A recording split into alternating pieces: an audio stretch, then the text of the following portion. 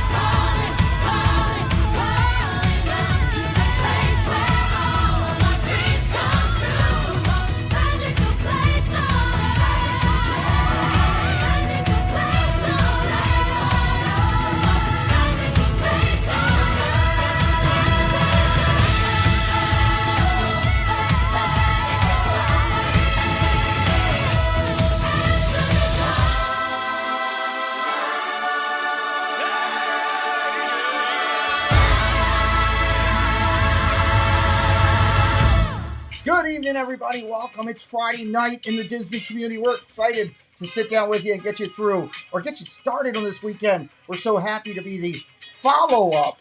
We're happy to be that David Letterman to all that prime time content you got all day today from 9 a.m. on. It's a lot of talk about Star Wars, Disney, a Galactic Cruiser, a battle far, far away. We're going to talk about it tonight here. We're going to change the format a little tonight. It's going to be more of a one-on-one tonight than the massive, wide-open chat tonight. I'm going to ask all of my friends in the community to respect that. We want to get as much feedback as we can, answer as many questions as we can about the Galactic Cruiser for you guys. So we're excited, and the only way to do that is to get things running. So let's do it. Let's get this opening done.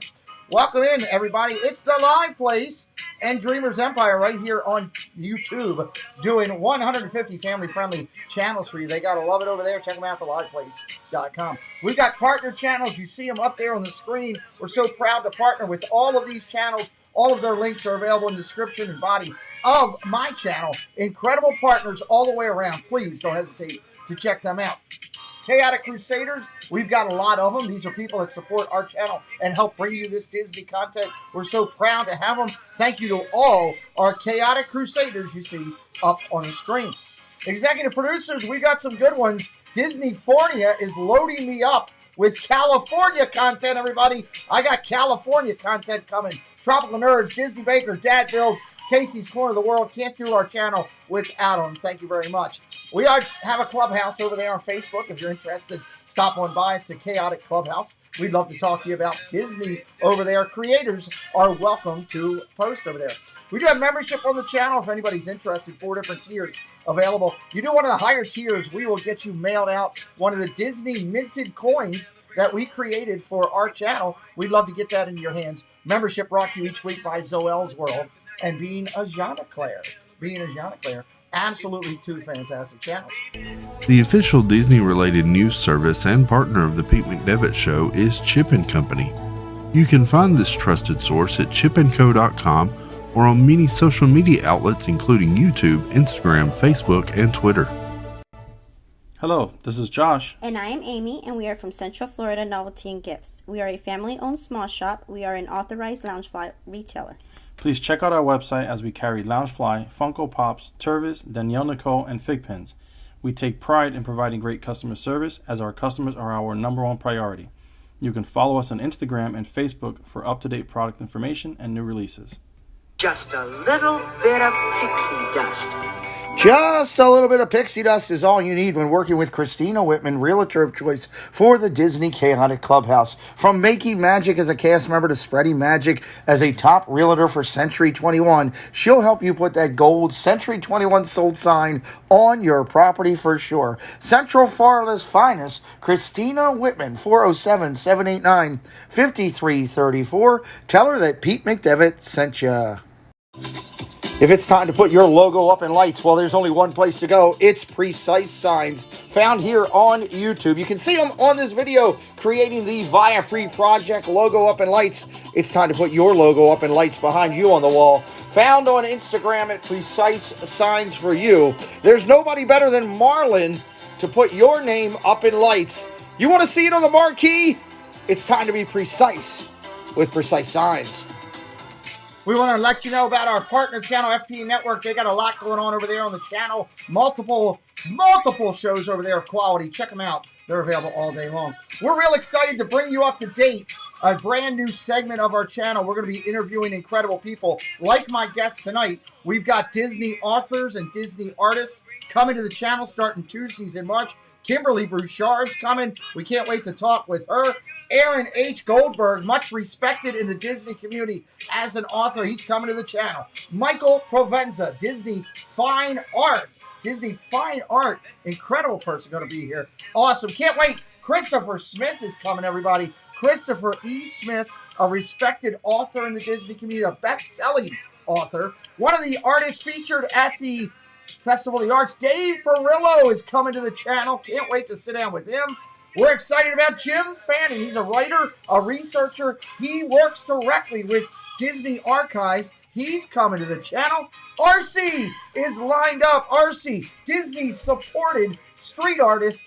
This guy's incredible, internationally known. He's coming to sit down with us in March and April timeframe. And finally, we signed Zach Zadelis. Zach, currently found in The Walking Dead.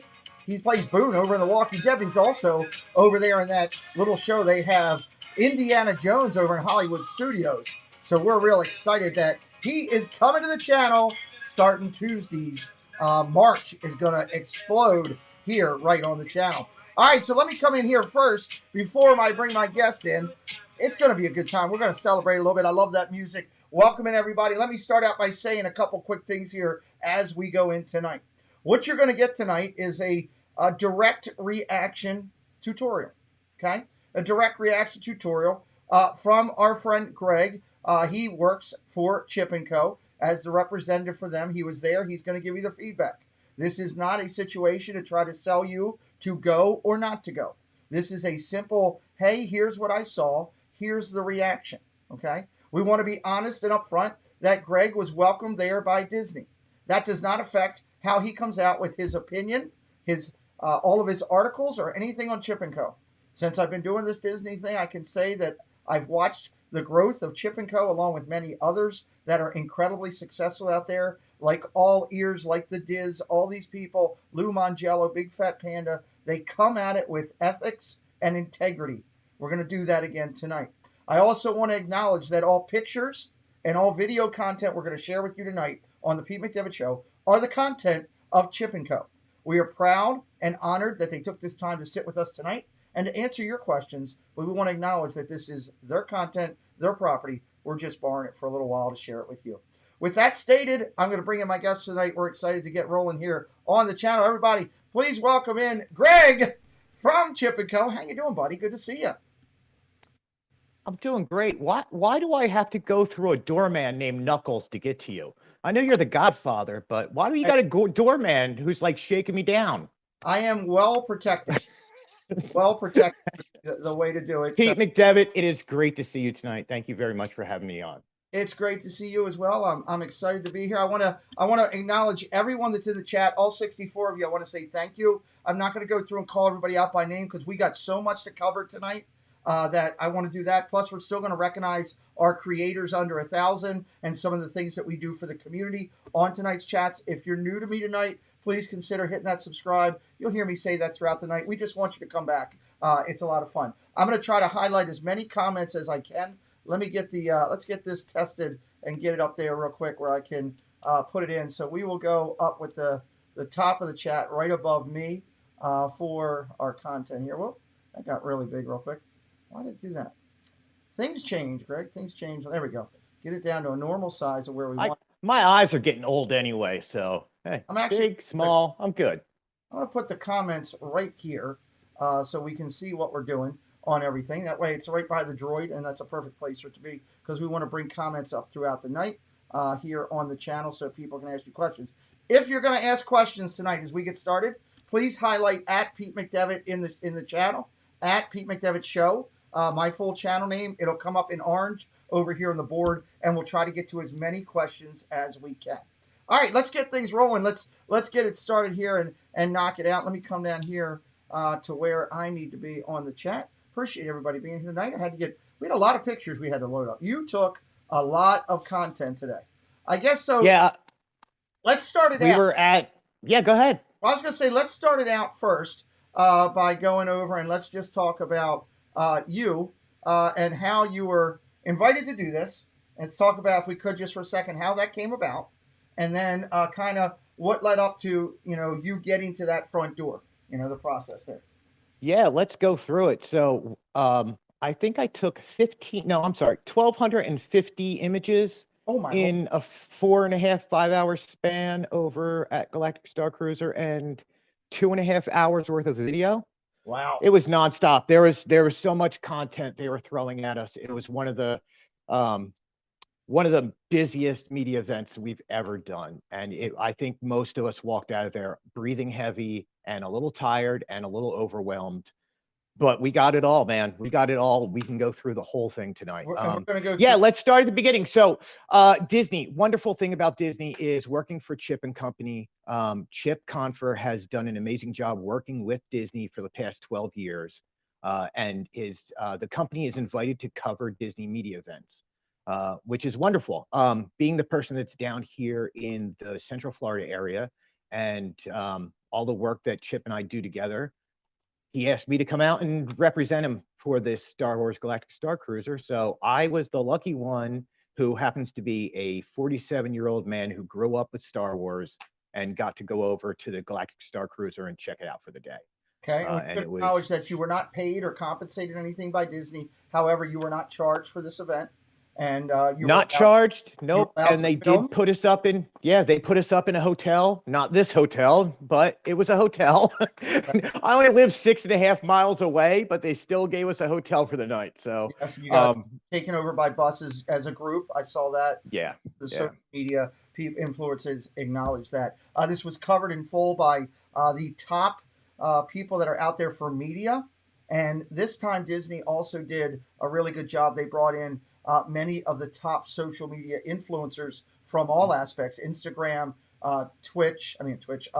TikTok, and also on YouTube. So that was really cool there. So, all right. So as we go through, everybody, pictures are going to come up on the screen. We'll come back in. I'll go with you again, highlight your questions as we go through. So let's jump right in here and let's start talking about this. Okay. So let's before we even get there, there's a quick story I want to tell you. Absolutely. So I've done Disney media for a year and a half, 2 years now, just going over there. Why is it, Pete, that every time I get into one of these buses, the bus driver gets lost? I heard about this. My bus driver decided to go to the Contemporary. No. Well, first he went to Animal Kingdom. Oh my God.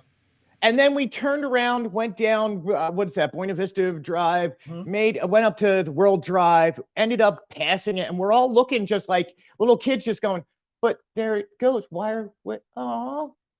And next thing you know, we're at the Contemporary. Good Lord. Listen, on my bus happened to be guys like Tim Tracker, like Nate, WDW couple was there. I think Resort TV 1 was on our bus. Yes. But it was a bus of influencers and media, and it was amazing. And we're all sitting there just like, dude, where are you taking us? Don't you know where you're going?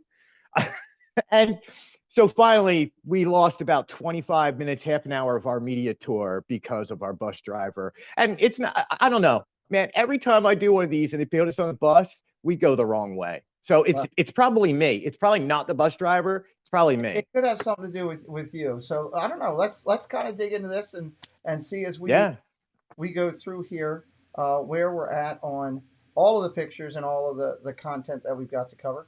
I actually need to drop back down a little bit further here on my screen. That was, yeah, when I heard about that today, I was kind of culture shocked. I was like, oh, that's not good. So, all right, Not good. Let's share with us. This is the entrance as we're coming in.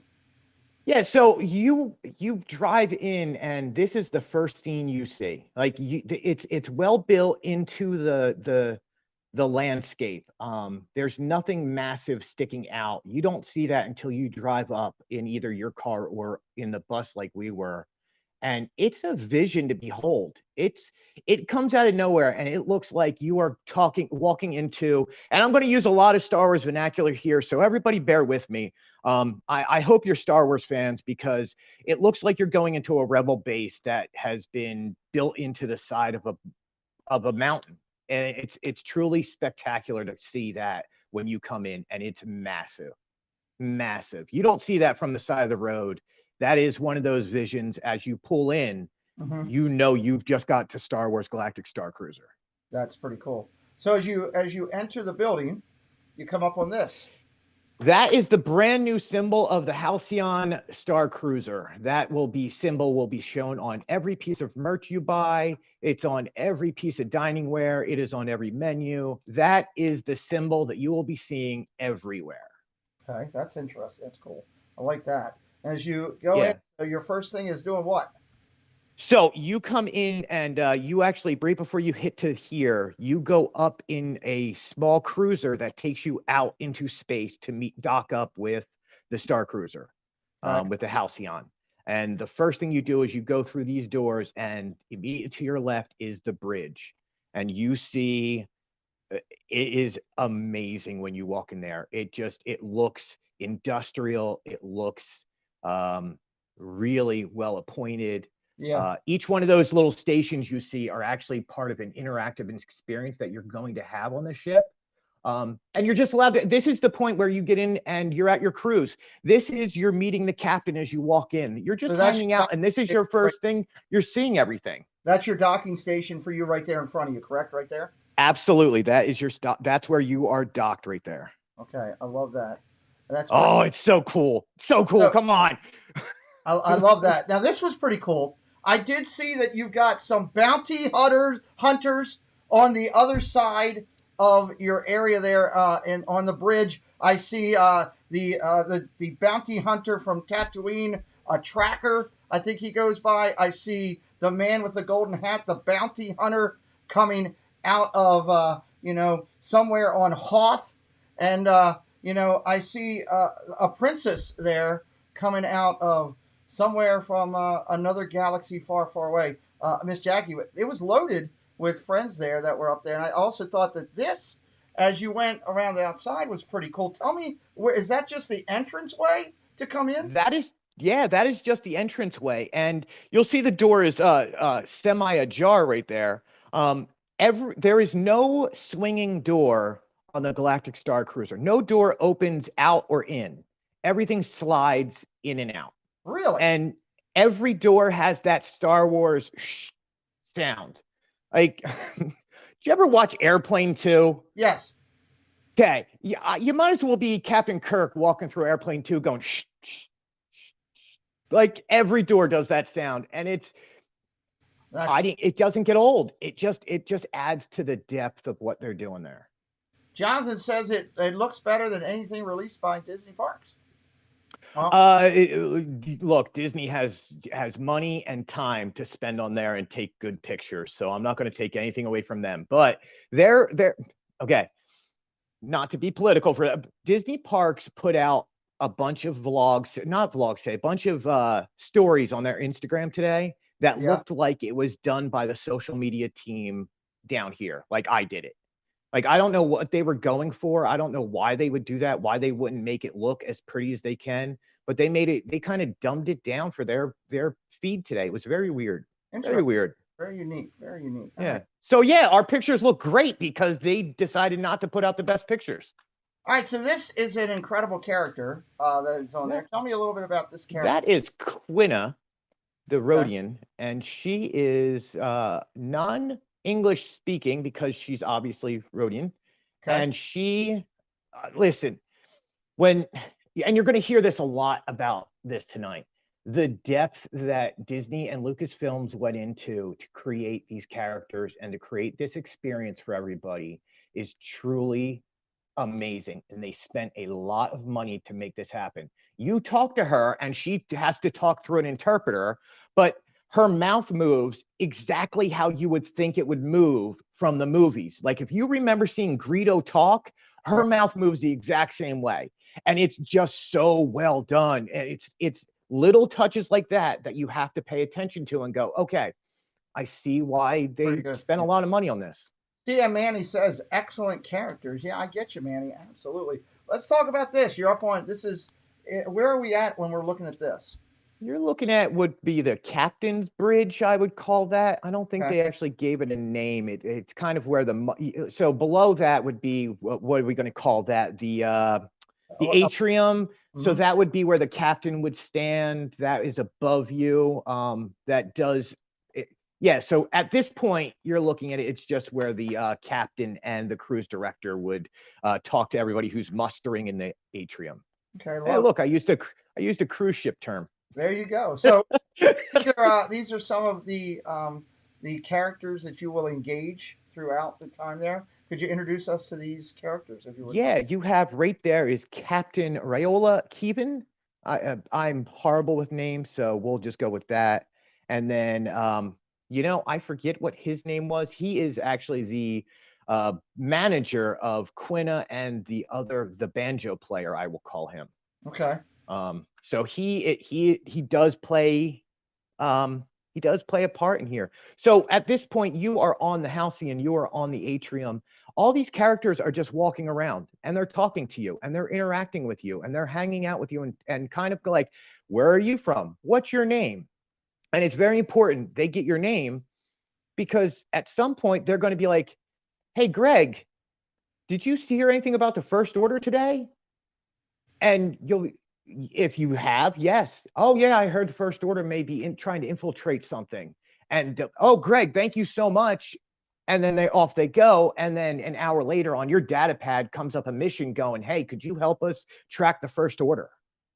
Wow. So they're sitting out there getting the information from you in a casual way, in a casual conversation. And it's, again, the depth that Disney went here is amazing, and they have it worked out. They obviously did the psychology behind how people interact and how people talk because these characters get as much information out of you that they will use later on. Interesting. Okay. All right, let's go over. This was a unique piece. Didn't know what this was. Figured maybe you could share that with everybody. You're being monitored, just so in case you didn't know it, right there. You are. Okay.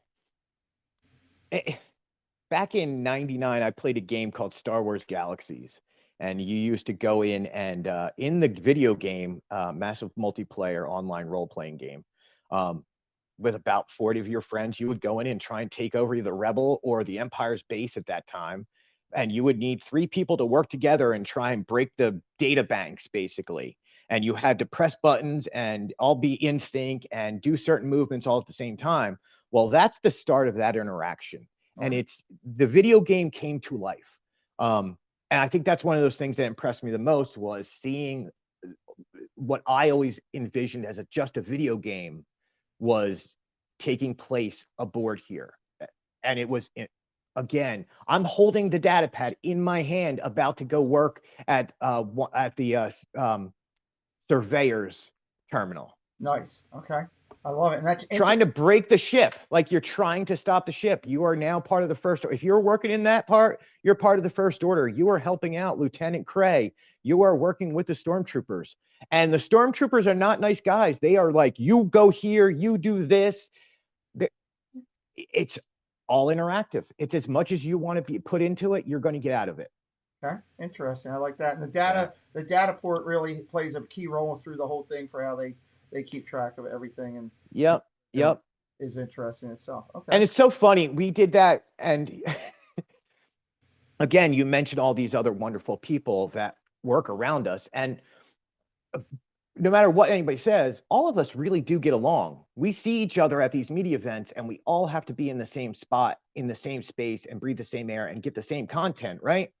So we've all learned how to work with each other. Right.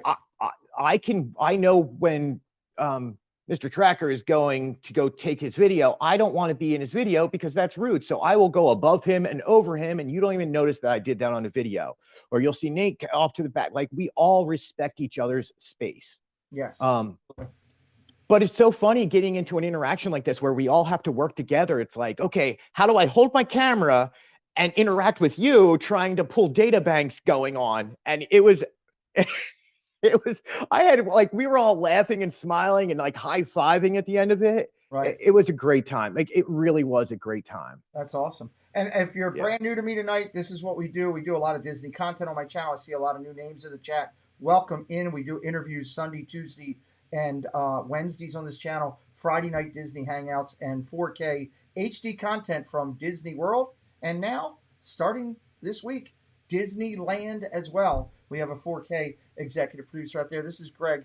He is here on behalf of Chip & Co., who graciously allowed him to come in and sit in with us tonight. We're excited to cover the cruiser. If you're not following Chip & Co. over on all their social medias, which my moderators are dropping tonight, you're missing out. Please make sure that you are. Check out moderators. Please continue to do that all night. We got a poll going at the top. I asked everybody your thoughts on Galactic Cruiser. Please make sure you vote. Right now, the lead number is 34%. Watching vloggers is fine for me. 25%, I'm saving up to go. 26% can't afford it. 15% says I can afford it, but I won't spend the money. Make sure you're highlighting at Pete McDevitt Show in the chat. If you'd like to ask Greg a question, we would love to give you direct feedback. If you have a question about something we're talking about or something you saw by one of the creators or on one of the websites that he could ask in reference to Galactic Cruiser, we will not talk about other creators or how they create or anything they do. We are respectful to everyone. What is this? This is the next picture in our segue. That's your Halcyon ship. That's where all of you're trying to break apart, and you're trying to get that whole thing to red. You're trying to take over. You are First Order. You are part of the bad guys. You are working with Kylo Ren and the First Order, and you do not want this Halcyon ship to go very far. So you're trying to stop it, and you have reason to believe that the Resistance is around you. Nice.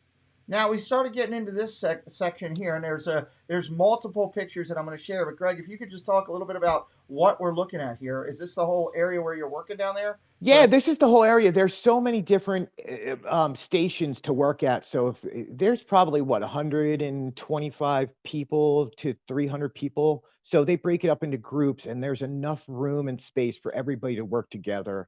There's enough for everybody to do, so nobody's left off to the side unless you want to be left off to the side. So what you're just seeing here is just theming and different interactive stations to work with. Okay. And yeah, I mean, and it was that leads right to the doors right there. It's amazing. That's incredible. And a lot of it was interactive. You had to actually do certain parts in certain areas and switch certain switches and stuff as you went through to keep up with it. The interactivity seemed to be amazing today. Just incredible, everything I saw. It's so far above any other resort you've ever seen in your life. It's so beyond any other experience. Like, again, we're going to talk about this in a little bit, but it's people are judging this without having ever done it or seen it, and they were so wrong, just so wrong. And it's way over the top immersive. Okay. And it has two questions. If you want to be part of it, man, you get 72 hours to be Star Wars. You get it there. Ava loves Disney has a question. She has two questions. How do they decide who goes where, and do you pick if you want to be a part of the Resistance? Yeah. So when you go in, you're given a data pad. It will work on your phone eventually. Like they're still working a few kinks out. As any grand opening will. So right now they're handing out data pads, which is basically the Disney Play app. Okay. Now, when you go in there, or when it opens on March 1st, they're going to have it on your Play app. And at certain times, they're going to ask you questions on there. that relate to missions. You're going to be able to interact in a certain way. And this data pad is going to keep all that information. And it's almost like a choose your own adventure. So if you chose to go down the well instead of going to help Timmy, yeah, you went down the well and Timmy died. That's the best way to put that. I don't mean to be so crass with that, but the data pad gives you multiple choices on how you want to answer it. And if you answer the proper way, you're going to be part of the First Order. Or if you answer positively for the Resistance and you want to go against Kylo Ren and you want to see the Force progress, and yeah, you're going to be part of the Resistance. Okay. I'd like to respond to Frank F's comment. Frank says it looks really cool, but you're paying top dollar for a 2-night experience. That's where you have the problem. My answer to that, Frank, is, and I've thought about a lot of this. Welcome in, Hope's Adventures. We're going to talk about her later on in the show. Frank, we would pay that. There's cruises out there that are top dollar. There's, trips to go to Mars with, if you have the money or whatever, or you want to go do that. If it matters to whoever, they're going to go. And they're going to charge a price. It's kind of no different than, for me, I look at it no different than going to an Oriole game. I go down to an Oriole game, and if I want to sit down behind home plate, they're going to charge me $160 for a ticket, where I can watch the same game, the same action for $20 out in the bleachers, and still do it. So this is kind of how we get. But I also respect what people are saying, because to some people the financial aspect is the big part of it. So I'm with you 100% on that, Pete. And I thought of the same analogy. If I wanted to sit in a box seat, I'm going to pay extra money. If I'm going back to the vet in Philly and I want to sit on the 700 level, I'm going to pay $5. Yeah. And at the end of the day, you're paying a luxury cruise line. This is, and yeah. We'll get into it in a little bit on that. And you can have your experience with Disney in Galaxy's Edge and have your Star Wars thing and still have interaction with Chewbacca and a Stormtrooper and all here and there, or you can go next level and do that. It's just decision. Mr. Dragon, let me ask you his question real quick. He says to Greg, were there any thoughts that Disney could have done better, given that there have not been any original character Star Wars from 1 to 6? There's no original characters. Is there anything in there that they could have done better? There are original characters that do pop up. We'll talk about that later. Let's we will put a spoiler alert before that one. Yeah, we'll wait till close to the end to cover that, because I don't want to give away the incredible massive ending. We're going to give everybody a chance to turn off their computer or shut it, not listen for a minute. We'll get to that point. We'll give the thing. We'll give a warning there before we get to that point. Chris Dye says, after hours, when the activities are not going on, are you able to just roam around the space cruiser by yourself, or redirect it on where you can go and what to do? Did they go over that with you? Because that was actually not a part. We should tell everybody, you had a shotgun performance here. You got a 4 to 6 hour total window of time actually going through some of the you did not see everything. If you stayed the whole time, there is more to it than everybody from media or the influencer saw, that will actually be shown on March 1st when they go through the full thing. They kind of gave you a feel. So did they mention anything to you, if you're allowed to roam or anything like that? The bar and most of the areas are open most of the time. Okay. I did ask the question of, if you are a smoker, can you go outside and smoke? And the answer is yes.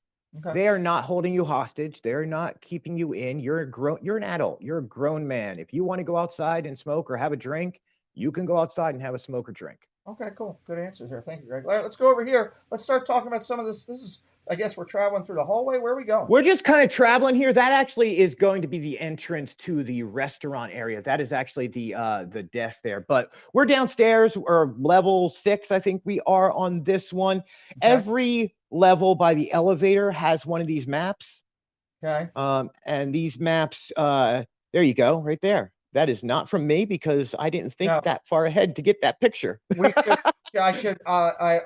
always pay respect on this channel. I want to acknowledge the Diz for sharing this out, and I grabbed it because it really gave you a better look to where everything is on the main level for what you could see. So But Yeah, it's and those guides really will help you out for the first few times you walk through those hallways. We were graciously given an escort who would take us to and from everywhere, so okay. we didn't really need to pay attention to that. Hence why I didn't think of getting that picture, and they were smart enough to get that picture. um, So right but there, yeah, it's just let's kind of go over it. The launch pod dock is obviously where people are coming in, where to leave to go over to the, I assume over to the park, right? That's where the launch pad is there. Is that what that is? yep, yep. So we got the bridge there, which we'll talk about in just a little bit. The Sublight Mhm. Lounge, which is the bar, correct? Yeah, that bar is amazing. Okay, we'll get into that a little bit. Yep. You got the road there to go to the cabins. The turbo list, which I assume is the elevators. Is that the turbo? Elevator, simple as that. Yep. Okay, turbo list. And then you got the Chandrilla collection, which I assume would be the shop for It's buying the merch. merchandise store that they announced 2 days ago. Out of nowhere at 8 o'clock at night, they just decided to go, oh, by the way, there's a shop inside and you can get all your high-end information and collectibles there. Nice. Okay, cool. All right, let's go back over. And yeah, it's nice. It Okay. really, really is nice. And we, as media being the dirty kids we are, we're not allowed in there. They do kind of smack our hands once in a while and go, no. Yeah, you can only allow the lean. We would all handle it. Like we would Yeah. literally sit up there and be like, click, click, click, click, click. Yeah, I get that. So more to come on merch. You'll be able to find it on Yeah. chipco.com, and I'm sure your other favorite people that are out there will have a lot more coming. And Disney, I'm sure, will come out with their own on. I'm surprised they didn't at 9 a.m. this morning. I am too. To be honest with you, I am. So let's see. Okay, so these are your launch bay doors, I guess. Yeah, so what you're looking at, like a lot of these pictures are just to give you a feel of what the ship itself looks like and the theming they went with. You can see it's a lot of brass. It's a lot of the white that you remember from the Corellian Corvette from Star Wars: A New Hope, Star Wars Episode 4, whatever they're Right. calling it. But it's a lot of these hard lines. It's a lot of that real crystal white. It's a lot of the brass, the tarnished gold a little bit. But you're on a luxury cruise liner and you're getting the look of it being a high-end cruise. Okay, where are we heading here? We're heading down toward our rooms. Yeah, so we are just gotten into our rooms, and that is the port that you're about to meet D309, who is your logistics droid that is going to take you through and help guide you through your whole trip. Nice. Okay, that's pretty cool. Now, is that droid's interactive on the screen with you? I guess all the way through. Yeah. So, okay. I'm gonna preface this one, Pete, real Okay. quick, and I'm going to be negative about Disney here. Okay. I know a lot of us media people are not allowed to be negative, but this scares me. And I'm going to be very honest with you and your listeners out there and all of our friends that are paying attention. This droid, and I'm going to, I have the press release in front of me that I'm going to kind of give you an idea Okay. of what's going on with this. D309 is a logistic droid that will help you on your journey. It is active in your cabin. You activate it with your data pad. But here's what's concerning about that. And I'm not thinking it's nefarious reasons. Please don't think I'm putting on my tinfoil hat. But it's very well noted that when it's active, it records everything that's going on in that room. Oh. It is treated like it's not Alexa or Siri, but please, I hope nobody has one. It's not like either one of those two. It's always listening. It's not like it's on or off. It's always listening to you. It's always listening to what's going on in the room. Now, is that it's just listening in because it's learning? It's an AI. So what we have been told is, I just want to make sure I put this correctly. The droid link button D309 will deactivate if you press droid link button again, and after a period of non-use when not in the room. When active, D309 will record all sounds detected within the cabin, which include your voice and the voices of others in the cabin. Disney uses the recordings to improve D309 and in compliance with laws and our privacy laws. Oh, okay. It's a bit scary, and I Yeah. don't want to go tinfoil hat on here, but that to me screams like Disney is listening into your conversations. And look, they may not be, but what's to stop them from doing that at that point? What's to stop them from either hearing what you're complaining about or what you're loving, Well, and hearing changing your system? hearing you share that from a press release and looking at his face kind of really scares the heck out of me. And I got lots. Yeah, and it's supposed to be a helper droid. Like, look, again, it could be tinfoil hat time, and I'm trying to stay away from that. But anytime you hear about a device is going to be listening to you, yes, we deal with cell phones all the time. Yes, they're in our pockets. They know where we're going. Disney always knows where we are in the parks. Yeah. There's a lot of that stuff out there, but this is supposed to be the privacy of a room. And I don't know. I mean, I guess anything could be recording you. One of the two lady voices. I don't want to say it out loud in case somebody has one plugged in and they start playing music. Right. I've done that before. Me So too. yeah, again, I don't want to tinfoil hat this, but it is just something that people need to pay attention to and understand. Okay. I don't think that that's a good thing. I don't like where that's going. But look, we've been talking about, like, come on, you can go back to Max Headroom and stuff like that. You've seen in these movies for years about these devices are going to be coming. They're here now. Yes. Good or bad. And we just don't know what the end result is. This is so new that we don't know what Disney's going to do with it. Like, if I'm having a bad time and I go, man, this cast member really bummed me out, and I tripped over this and they didn't help me, am I all of a sudden going to get a dozen roses on my bed? Like, I don't know. And I don't want to go to conspiracy theory because I don't think it is. And it's probably not used for a bad reason, but it's just, I want people to realize that that is what's going on. So if you, it's something about, and at one point, everything was new. At one point, when the first cell phones came out, it was this, it was, that, and we're always going to have that as technology continues to be able to do things for us. Let's be realistic. 20 years ago, if you're sitting somewhere watching, a rerun of Return of the Jedi on your black and white TV, or you just got a color TV and you're getting cable for the first time, are you really thinking we're sitting here tonight talking about an interactive galactic cruiser where you can be keeping... Right. And look, it's part of the story. You can go to the front desk, whatever they're calling it. You can go to, so I just want to make sure that we're all clear on this. If you prefer to disable the D309 experience in the cabin, they can contact passenger services. Okay.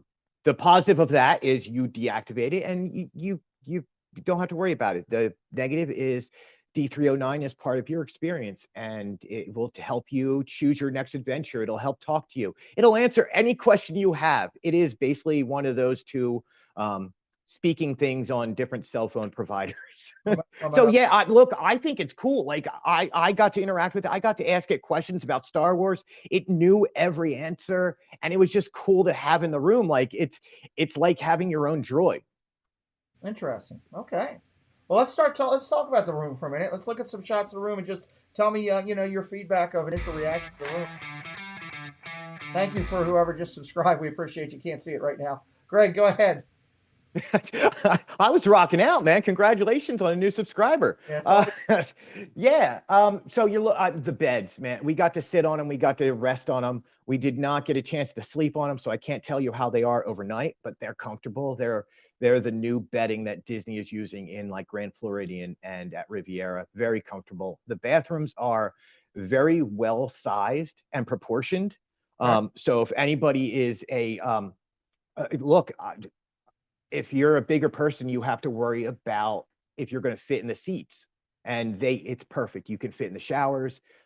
You can fit on the seats. Everything is great. There's room for you to move around. There's room for strollers also in the room. Did they share with you any disability rooms? Did they show you guys any of those, or no, by chance? No, and because there's no way. Like, I look at that picture, Greg, and I know there's no way I could even use that restroom.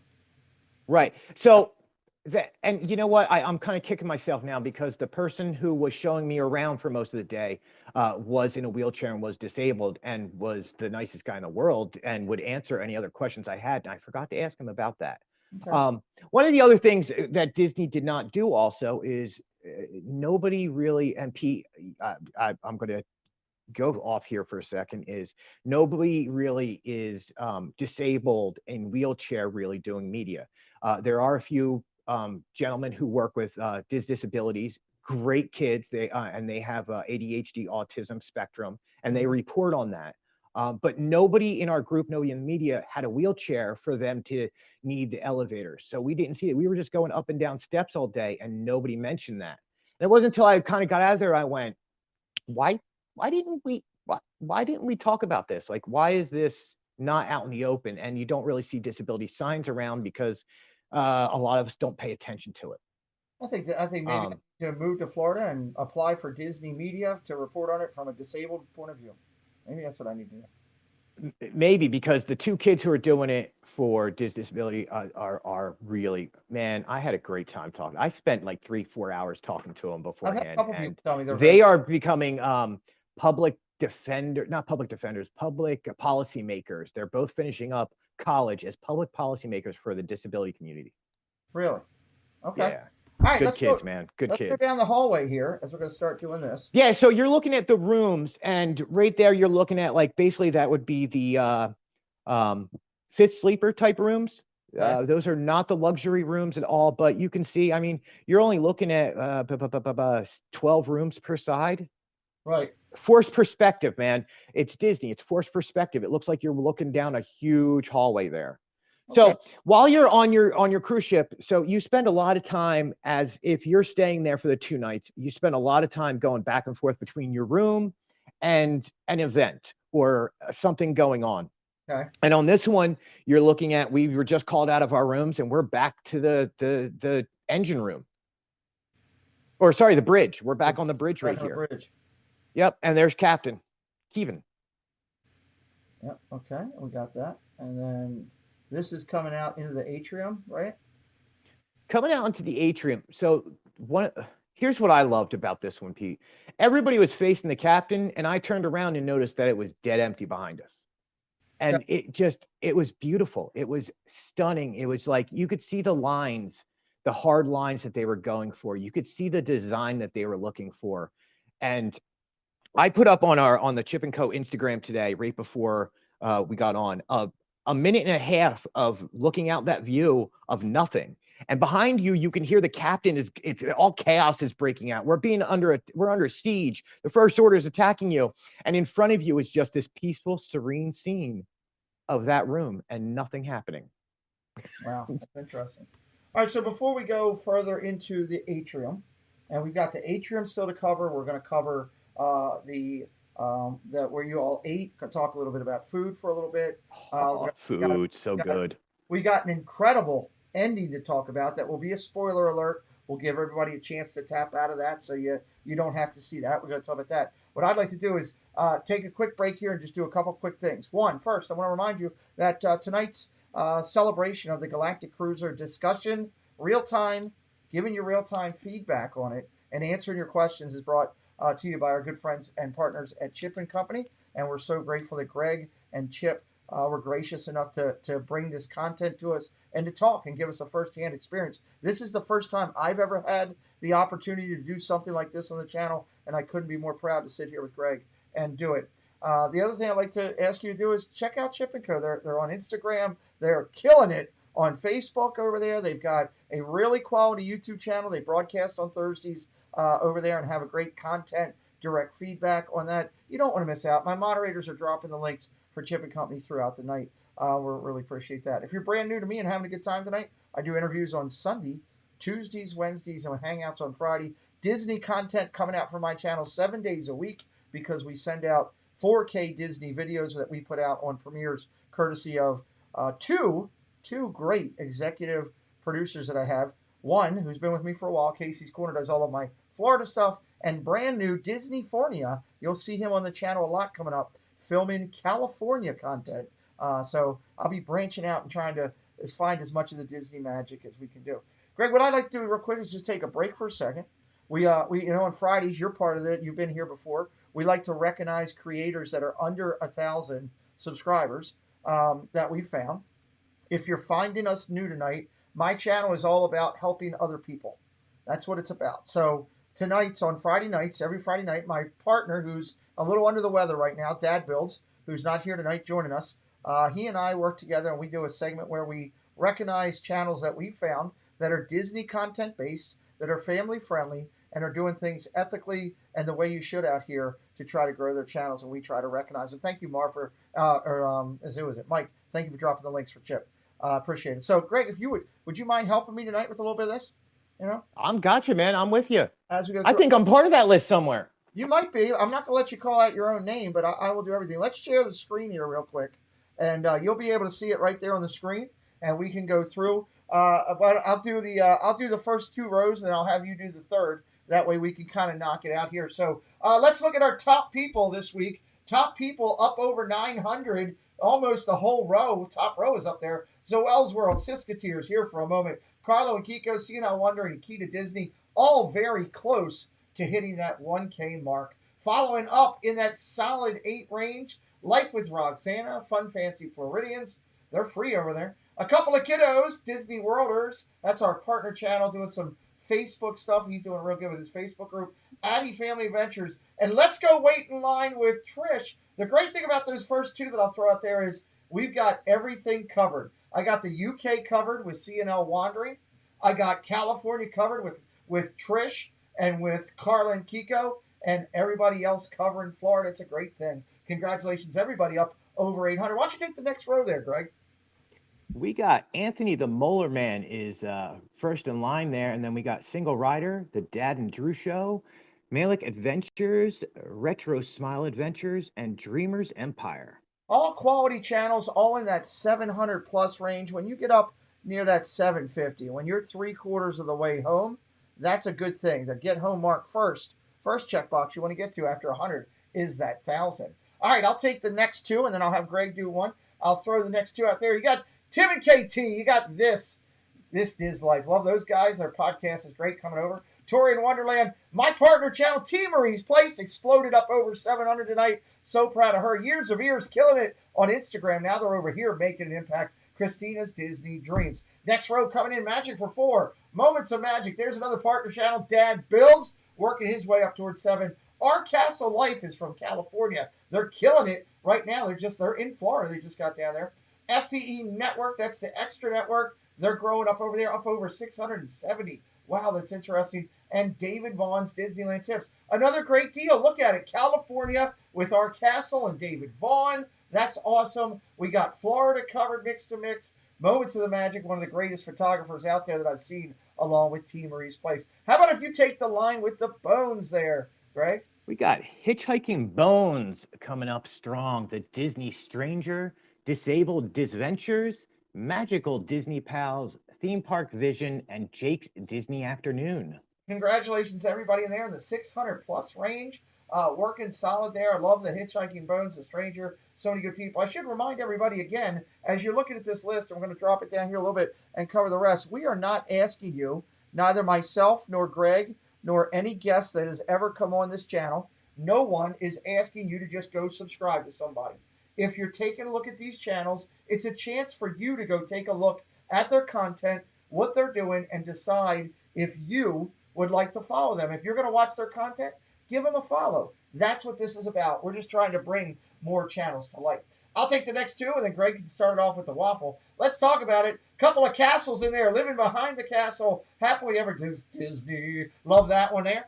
Great castles in their logo emojis. Mickey Blog, I'll talk about them in a second. Risa Pereira. Ava loves Disney. Ava's in the chat. She's also on the screen. Good job, Ava. 600. The Highland Adventures, congratulations. In a Magical Mood. Gateway to the Magic, Mickey Travels. Fantastic Fandoms. Deuce and Disney, one of my favorite channel names out there. And OK Disney.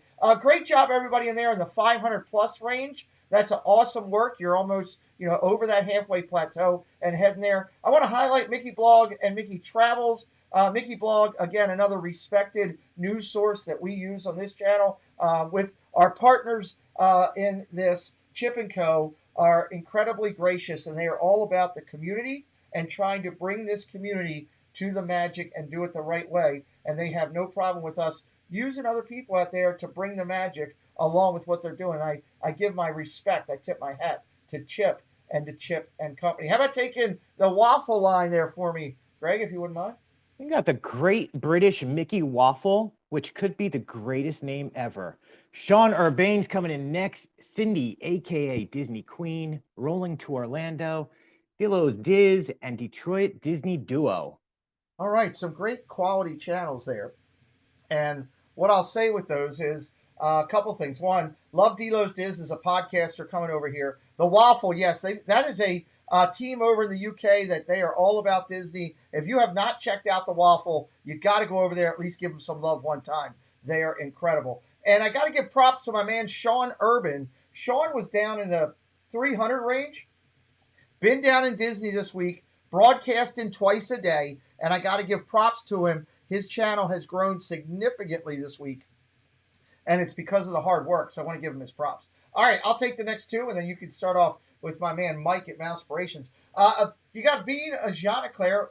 She is a huge supporter to my channel. She's almost at 500. Chris from Orlando, Trader Tory, Phantasmic Chronicles, Jenna D for Disney. Great channels. Brand new addition to it, coming from California. Found her last week. She's in the chat. I'm glad she's up on the board. 445. Hope's Adventures. Another great California friend that we've made. Hopefully, we will have Hope on the channel as a guest one of these Fridays. Hope, please reach out to me on direct message. I'd love to get you in here to introduce you to everybody. Teaching Disney. I love Morgan's channel. P&A Adventures, Taylor Ring Magic, What in the World with Russ, and Polka Dots, and Pixie Dust. Quality channels in that group. Why don't you talk about Big Mike there, Mr. Mousepiration Mike, who's killing it right now, especially over on that FPA network on the show that he's doing. Mousepiration Mike is a good guy there. We got Brian Ide. Iad? Well, let me get that one. Yeah, there we go. I don't want to mispronounce this because I don't want to show no offense to anybody because those guys are doing a great job. Andy's Playground, Mike Wheeler, Talking Mickey's Project, and Disney Circus Girl. Quality channels. You got a lot in there. Let me tell you what this channel brings. This channel brings creators that are coming from out of state to create Mousepiration. Brian and Iad up there just showing the love for what, when you find a relationship that matters. Brian and Iad, great people. Love the way those two guys care for each other. You got Andy's Playground. He's a cast member. He's a cast member and killing it. You got Mike Wheeler and Talking Mickey Project showing you that disability is an ability. They can do anything. And Disney Circus Girl Ray coming in from the UK. You got a great mix in that line. Just shows what our community is about. Remember, when Walt started this thing, he said, everyone is welcome to this happy place. And that's a key factor of what we try to teach here in Disney. I'll take the next two, and then we'll go down to you. We got Magically Rihanna, Disney Inside Andy. Foss Family at WDW, Tracy Glenn, Disney MUK, Ride the Teacups. Great channels all in their own right. Keeping Up with Disney. Casey's Corner of the World, our executive producer in the mix. DC and Michelle Dude, Texas Take, Magic of the Mouse Radio. If you're not following Magic of the Mouse Radio, you're missing something. When Disney Radio went down, Magic of the Mouse Radio picked it up. Check them out. Somebody could drop a link for Magic of the Mouse. They're fantastic. And soaring over the magic. Everybody there in the 300-plus range, a third of the way down.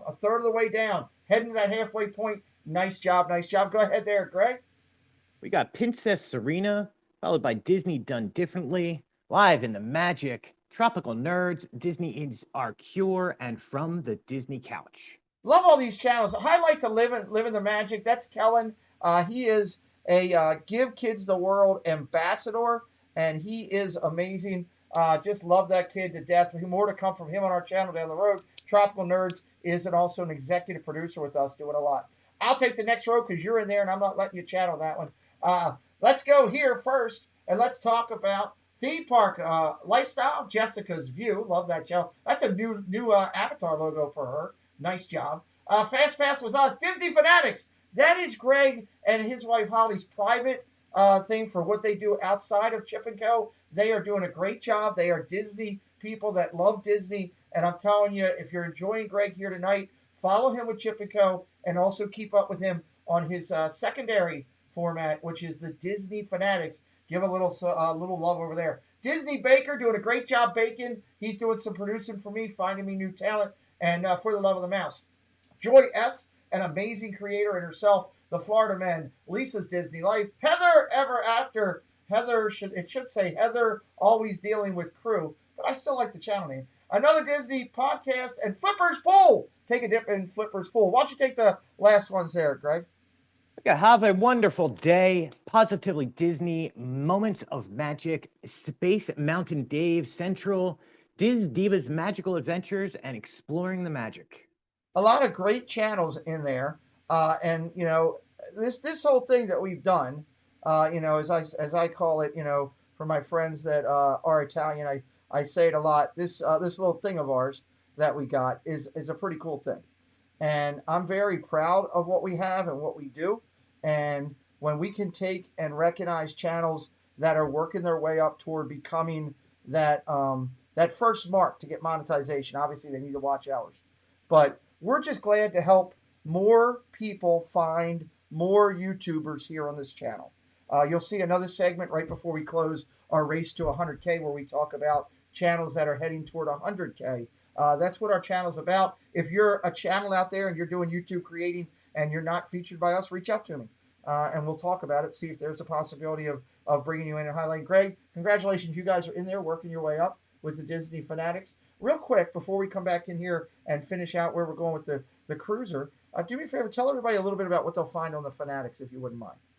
On the Fanatics, it's just Holly and I having a good time showing you around Disney. It's kind of like a Diz entertainment, education, just kind of giving you little facts and highlighting details of what's going on with new merchandise. Not too hard on the merchandise. It's more about just sometimes just having a good time and seeing the unexplored side of Disney, Pirates Adventure. I got a brand new shirt today that my brother-in-law drew for us, which is Nice. me as a pirate. Because we've been doing the pirate adventure over at Pirates of the Caribbean in Adventureland for the last 3 weeks, which we were supposed to finish up this week. But yeah, work calls sometimes. Yeah, and we're just having a good time, and you get me a little bit more high energy. I think on something like this, it's nice to be calm and just have a great conversation with somebody like you. And then I will go live, and you will see my wife sits there 90% of the time going, "What is wrong with you?" We appreciate Holly. Which most wives do. Moderators, please drop the link into the chat. For anybody that's new, just in case, because I know that I've moved a little bit. Yes, if you're wondering, I am a disabled creator. I know there's a lot of new people that come in today. If you want that story, it's over in the playlist, the magical, My Magical Journey. You can check it out over there and find all about it. I'm just glad you guys are here. Let's jump back in to the cruiser and take a second half again. Put your questions in the chat. Moderators, please drop the link for Disney Fanatics for me. I'm not sure if I said that. I would appreciate that. And let's highlight at Pete McDevitt. Ask your questions. I would love to answer them with my friends' support here. Let's make sure I start up right where I left off. So we were here going into the atrium, coming in. And if you could just talk about what's all in here as let's talk about this. That's pretty cool. That's a replica, is it not? Yeah, that's a replica, and it's actually lit up from the inside, and it almost looks like it's a Lego, but it's not. It's somebody took time to make this model and add LED lights and do a fantastic job with it. Wow, that's really cool. Let's go here. What do we got going on here? That is still in the engine room. So basically, the image you just saw, if you just turned yourself around, that is one of the stations. That's actually the shield generator. Wow, that's cool. Okay. Yeah, you need it. You need to save your shields. You are going to be attacked by TIE fighters. You need to have shields and people who can run it. Usually when I'm broadcasting on Friday nights, I got the shields up because somebody's doing something crazy. Frank F says real quick, he's got a question, Greg. He wants to throw it out there. Can you get food after hours? You can. They do have a small little shop over there. That's a great question, and I will find out the real answer for you on that one and get back to you on that. I don't know if you can have a pizza delivered to space. Okay. You would think you could, but they may have rules against that. When you find out, do me a favor, put it out on your Insta. Frank can check you over on your Instagram, and you can follow up on that comment for Frank F over there. That would be great. We'd love that. That's a great question. Or put it in our Discord. You could do that. But I didn't even tell everybody about that. I should. We do have a Discord for this channel. If one of my moderators could drop that, it is all Disney talk. A lot of Chip and Co's information is featured over there. We have segments about Disney, about merch, about food, about everything. We also do sports because I'm a sports channel as well. See my logo behind me? It's that NFL Disney logo. There's sports over there as well. Joey D's arms are featured over there. It's a lot of great stuff. Go over to our Discord. Join that tonight. You'll see a ton of content over there. Let's jump back in here. That's a pretty cool picture. What do we got going here? Yeah, so at this point, you are training on how to use the different stations that you have in there. We just showed the shield one. There's one where you're firing weapons. There's one where you're getting the robots in space to be doing things for you. So all those stations are being used now, and you're being taught how to run the ship. That's pretty cool. I like that. All right, so let's go. Yeah, you're looking out at you're looking out at asteroids, and it looks. They put in obviously a 4K, 8K screens, and it looks like it's right out front. They do not look like screens at all. It looks like you're looking out the front of the ship. That's downright incredible there. I also want to highlight real quick, Greg. I don't usually do a lot of call outs, but I pay people respect when they help us out here. And I want to say thank you to all of the Facebook groups that allowed me to do that. If any of the Facebook groups are watching this, any of the admins, and you want to reach out to me, if you'd like to come on one Friday night and highlight your Facebook group, I would love to do that. I'd like to give a special call out. There's a Facebook group that I've been following recently. It's called Florida Vlogger Fans, and they've been sharing out a lot of content for all the people like Chip and Co. and many others over there. And they were very nice enough to allow me to share, even though I'm not a Florida vlogger, they were allowed me to share this over there tonight. So I did want to say thank you to them as well, just being respectful as we're doing it here. I believe in doing that. Let's jump up here. Let's see. Oh, I got stormtroopers in the mix. Yeah, so you're going from that peaceful, serene feeling, that easy, what the Eagles sing, easy, peaceful feeling. Yes, peaceful. You're just grooving there, and then next thing you know, there is Lieutenant Croy, and the stormtroopers are coming to shut it down. That's peaceful, easy feeling is not happening right there for sure. I love the stormtroopers being around. Now, were they interactive with you, Greg? Did they talk? Oh, yeah. They talked to you, and they interacted. One of the influencers who was in our group was very adamant that he was going to have a conversation with them, and they wanted nothing to do with it, and kind of told him to move along. Move along. I should have had that soundbite ready. All right, Here we go. Pagey Mr. Morrow is filming you, film him, and you guys are filming everybody. What do you got going on here? It is that is what we call media inception, because we are all on each other's different sites at this point. Yes. So what you're looking at right there is your main character. That is Sammy. Sammy is the ship's aka he's supposed to be the mechanic. Okay, he's the blue jacket with the stripe, correct? Yes, and then Lieutenant Croy from the First Order is the one in the background who seems to be holding the room strong. Okay. So Sammy is and this is where I think the Disney storytelling and Lucasfilm shines. They're able to take this all-American boy, basically. I think that's the best way of putting that, and make him the hero. It is your Luke Skywalker story. I came from a small town. I had a hard life, and then everything keeps happening to me, but somehow I persevere and become the hero of this story. That is that character right there, and they pull it off so well. And once you realize what the stories of Star Wars are like, and you see this whole story happen in front of you, you're there. You are there, like you are one with the story. Well, backing up your point, Ruben Valencia says, hey, the Starcruiser looks like an incredible experience for those wanting a different Disney retreat. That's an excellent way to put it. That is a great way. So towards the end, we'll talk more about this, but just the basics of it are, this is not for the family that wants to go to the theme parks and go ride Space Mountain. This is not for, we got a rope drop Magic Kingdom to get on Seven Dwarfs Mine Train. Yeah. This is for the people who want to become part of the story. They want to interact. They know what role playing is like, and they want to spend the time doing this. One of the great stories was you could see some of the people around us were like, I don't want anything to do with this. Like, I'm covering this. I have to. I'm not a Star Wars fan. And by the time we were done, they were screaming and shouting and booing and cheering when they were supposed to, and they were part of the story and interacting with it. So yeah, you can go in there and go, I just want to watch. I'm guaranteeing you're going to be sucked into the story. So I told you this earlier as we were doing it. Again, the one of the reasons that I love partnering with Chip and Co. is the fact that you are part of the community, and that is your stride to do that. And we talk about other people. So I watched Resort TV One this morning as Yeah. they broadcasted. These guys are great, amazing. Amazing job they did, along with everybody else. Nate was incredible. So many. You could go down the whole list. Everybody was there. JoJo was Right. there. Everybody was there. Everybody. 9 a.m. this morning, I thought Disney was going to crash the internets. Yeah, I thought it was going to crash the internet myself. But one of the things that was unique, Josh actually said this tonight on his live. He said, guys, he goes, if you like the Rise of the Resistance ride, if you've enjoyed that experience, that the Starcruiser is Rise of the Resistance on nitrous oxide.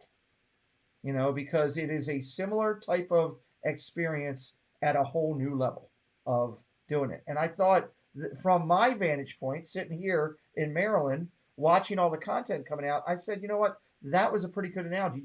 Greg, you were sitting there in the rooms. Did you have that same type of feeling as you were doing that, or no? That's an interesting analogy. It was more like mushrooms. No, I'm just kidding. Okay.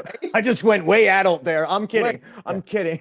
Yeah, I had that experience. But you're also talking to, and let me, again, I like to use the word preface this, let me put something before this is, when you see my review come out, it is going to be straight up what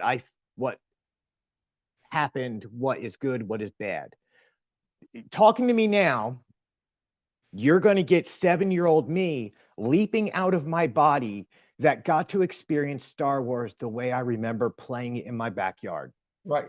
I remember holding up the Millennium Falcon. I remember seeing Empire Strikes Back in the theater. I remember, excuse my language, throwing up after seeing Return of the Jedi because I ate too many red vines. Like, it's all this tactile and core memories that hit me going in there. It's like going into Batuu and not having to deal with so many people around you and getting that one-on-one experience. And it's a more personalized experience, and it's magical. And I love the fact that I deal with Chip and Co. What I see from the articles by all your people, all your team that writes over there, I don't see a opinion. I see, here's what it is. This is the positive. This is the negative. Make your own opinion. Mickey Blog is the same way. Many others, all the years. Yes. We got so many in our community that do that, and we recognize that, and we're glad that they're part of it. James Hawk the Fam James says, I love seeing all the content that was brought to us about the Starcruiser. It was amazing, absolutely amazing. Joey D says it sounds amazing. I agree. Let's jump back up here, and okay, so that's going back out the other side, kind of the yeah, just the other side. And look, if you're thinking about staying there, okay, you just want to hang out there for a little bit. Look, every single one of those seats has a charger. Has a you can plug in. They have USB on every single seat, so you're always able to charge. Because look, I went through 3 battery packs yesterday. Wow, in a 5.5 hour window.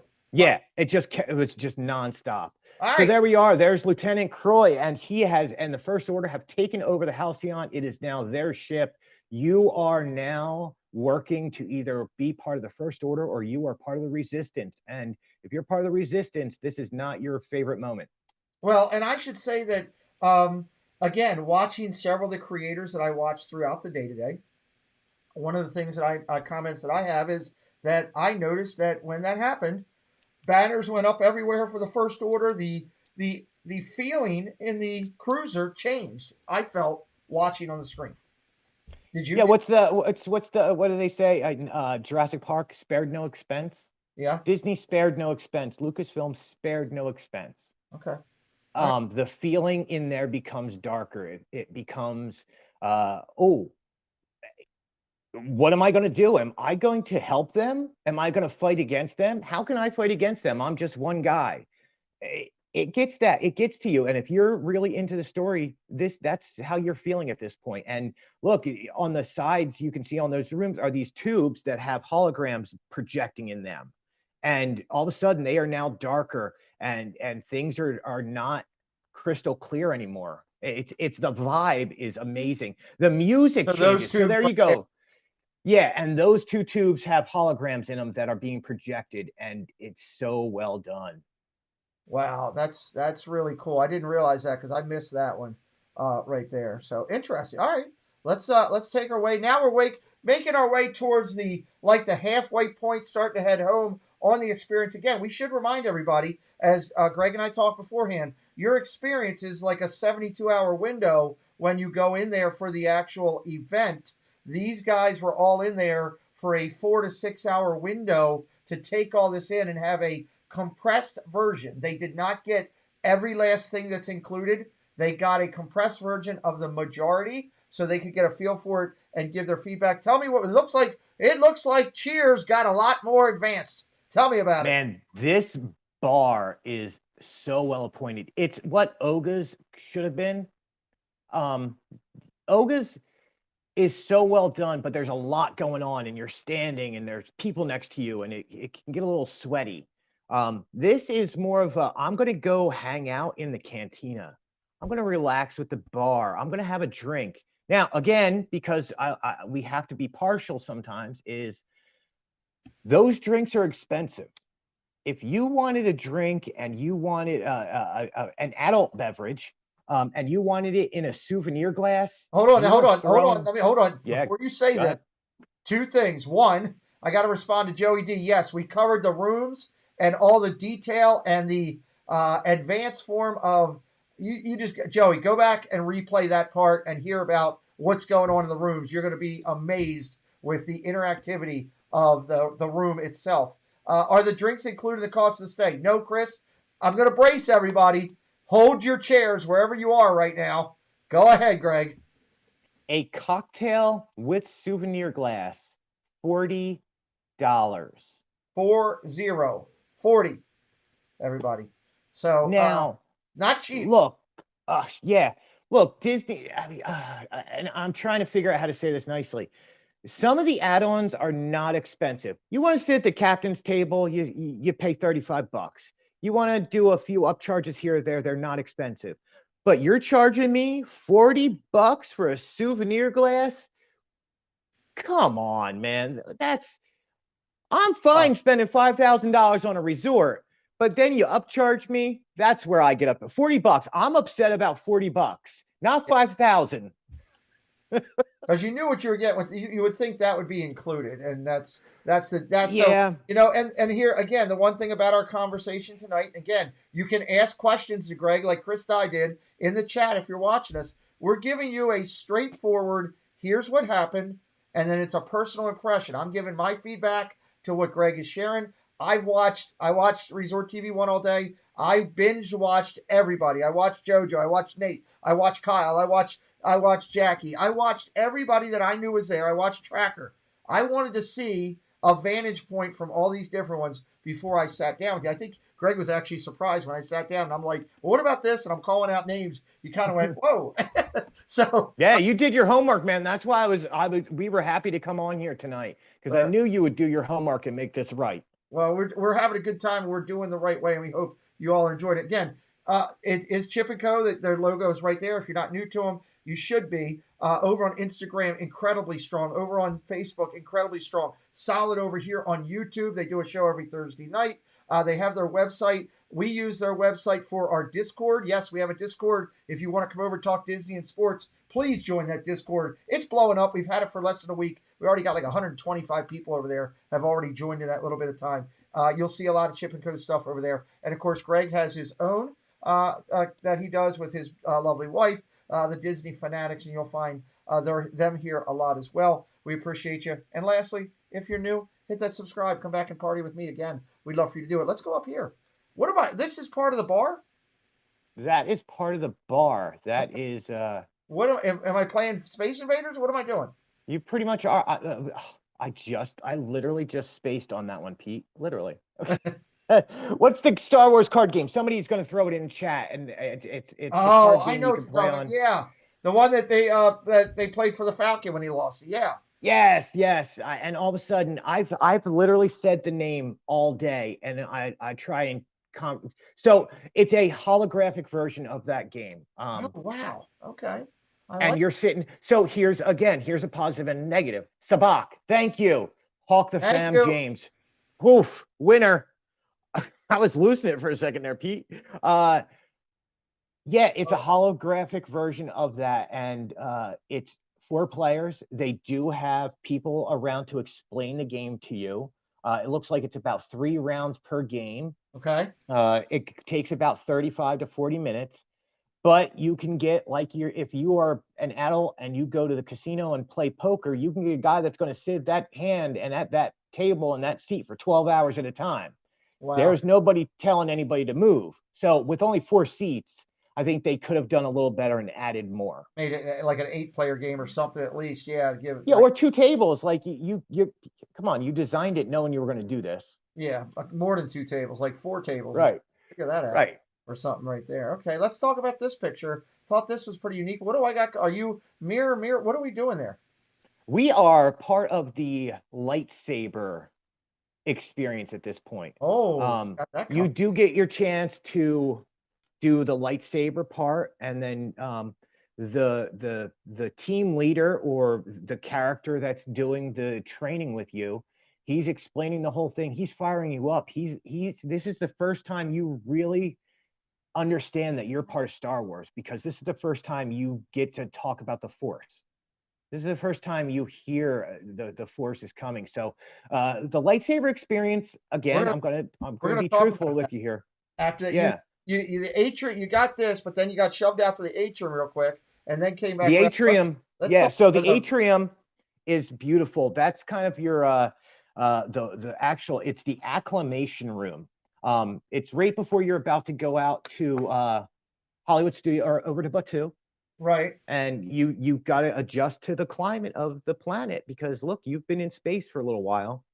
And this is And I just put this up on Instagram for you guys to watch. It's amazing. It's the first time you see the Force used on here's the a couple shots, and well, that's as we go back in. So let me go back over here. As you're looking at this, they referenced it as the climate simulator, like the climate of Batu, while you're out there. So it's basically an outdoor area there, but they actually talked about it being a climate simulator for you, so that you could prepare yourself to go to Batu, which I thought was a good way of tying that in. Yeah. You're outdoors for 5 seconds. Yeah, you're outdoors for a quick second. It'll feel great in the Florida weather when it's 110 degrees. Well, before we go over here and go into the bar and everything we're doing, let's talk for a second about a couple things. Talk to everybody. Talk to everybody. I'm going to throw out a couple topics to you. Just give me a little feedback on it. Talk to me about hiding Chewbacca and sneaking him around. Okay, so that experience is a quick. You're kind of keeping an eye out, and you have a team leader that's guiding you around. And that's one I don't want to give away, because it's Star Wars. So it's Star Wars. Like, that's going to be my answer for some things I can't answer. Like, it's just Star Wars. Okay. If you understand Star Wars, because there has to be a little intrigue. But let's just say, how about, if I'm okay saying, there is part of the storyline is an interaction with Chewbacca. Absolutely, 100%. And you are trying to hide. I mean, it's in the brochure. You're trying to hide him, and there's a reason why you're trying to hide him. There you go. Hondo Ohnaka. Do we see him? Did not interact with him. Did not. Okay. I did not. My group was not part of that, so I do not know anything about that one. So the great thing there is that there is experiences that you can upstage to or pick to do. There's more than just what they have, and yes, Dan, that's why. So you got to look and pick and choose, and that's where your unit that's constructing your time there will kind of guide you through. Let's talk about this. Be the spark, light the fire. That was yelled a lot. Be the spark, light the fire. Yeah, that's your resistance motto. Yes.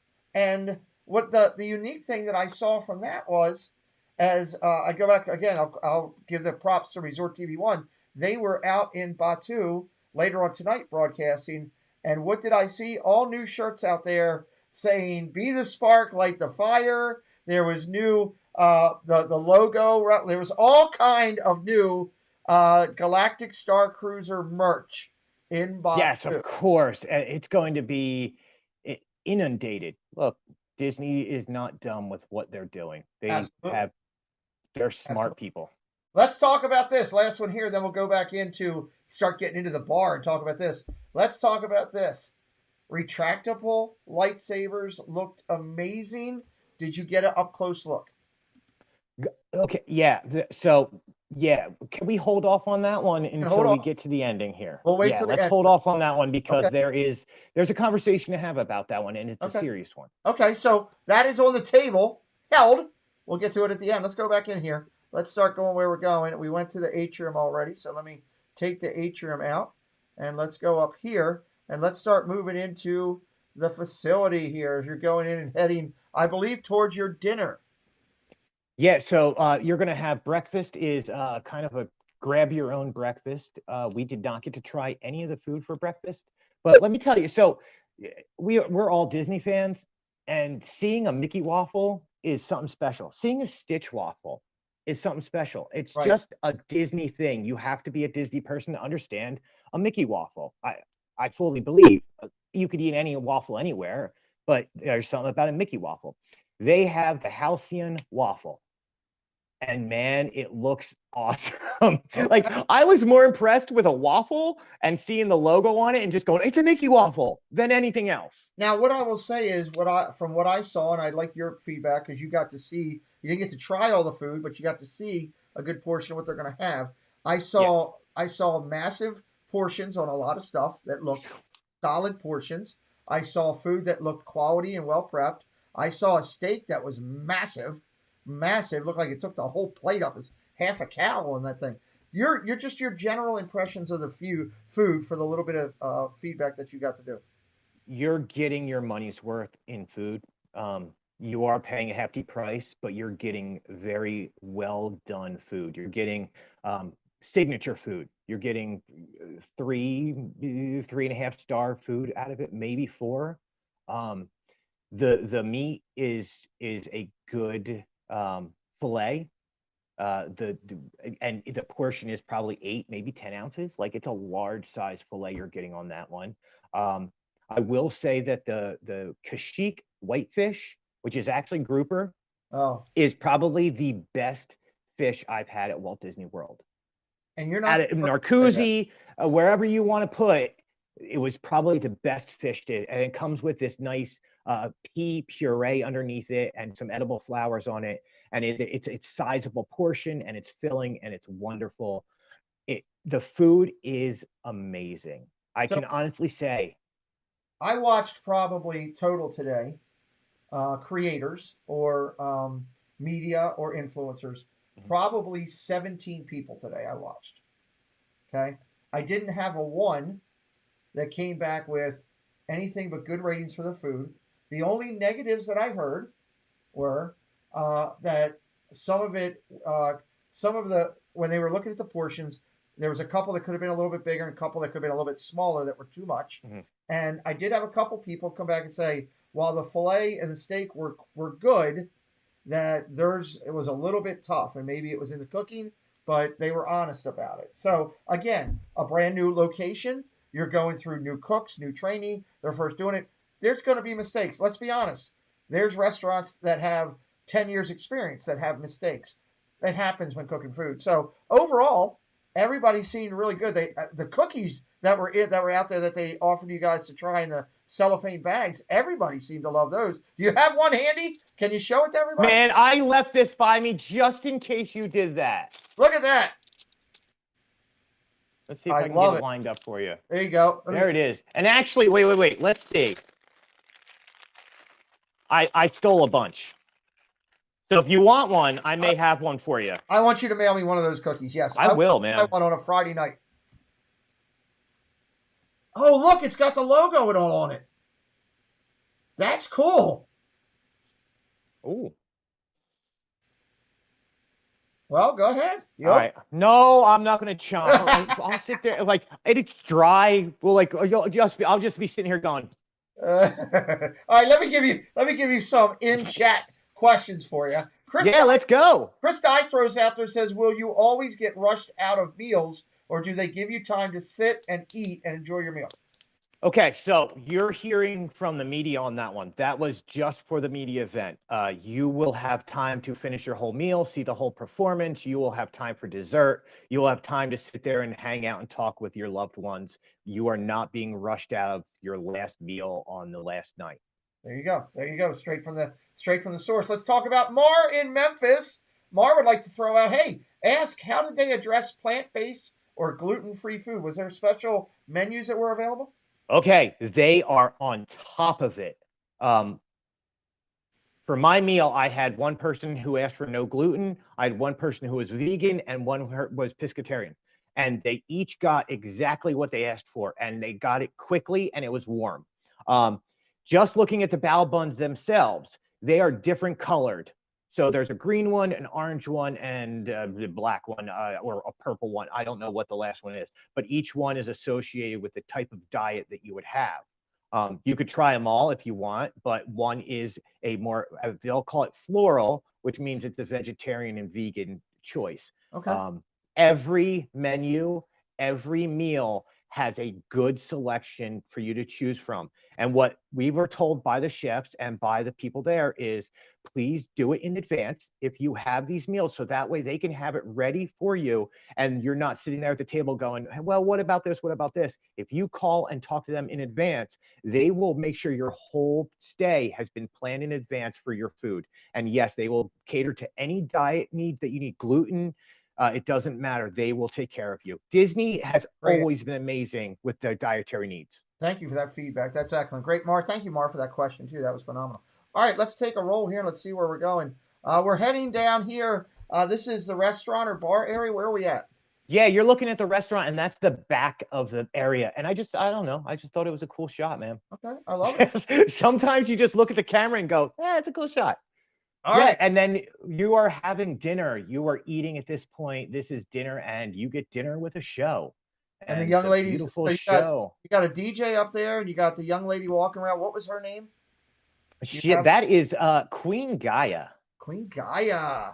Queen Gaia. And I'm telling you, Disney is going to be pushing her hard. She is going to be the star, and she deserves to be. Her voice is amazing. Banjo player right there. It's supposed to be like a guitar type. He just joined the band. He's like the all shucks John Denver kid. Well, you know what? I tell you, when Chip and Co. comes to the table, Chip and Co. brings the full 9 yards. Let's share a little video, courtesy of Chip and Co., of that young lady's performance. This is great. This is great. Oh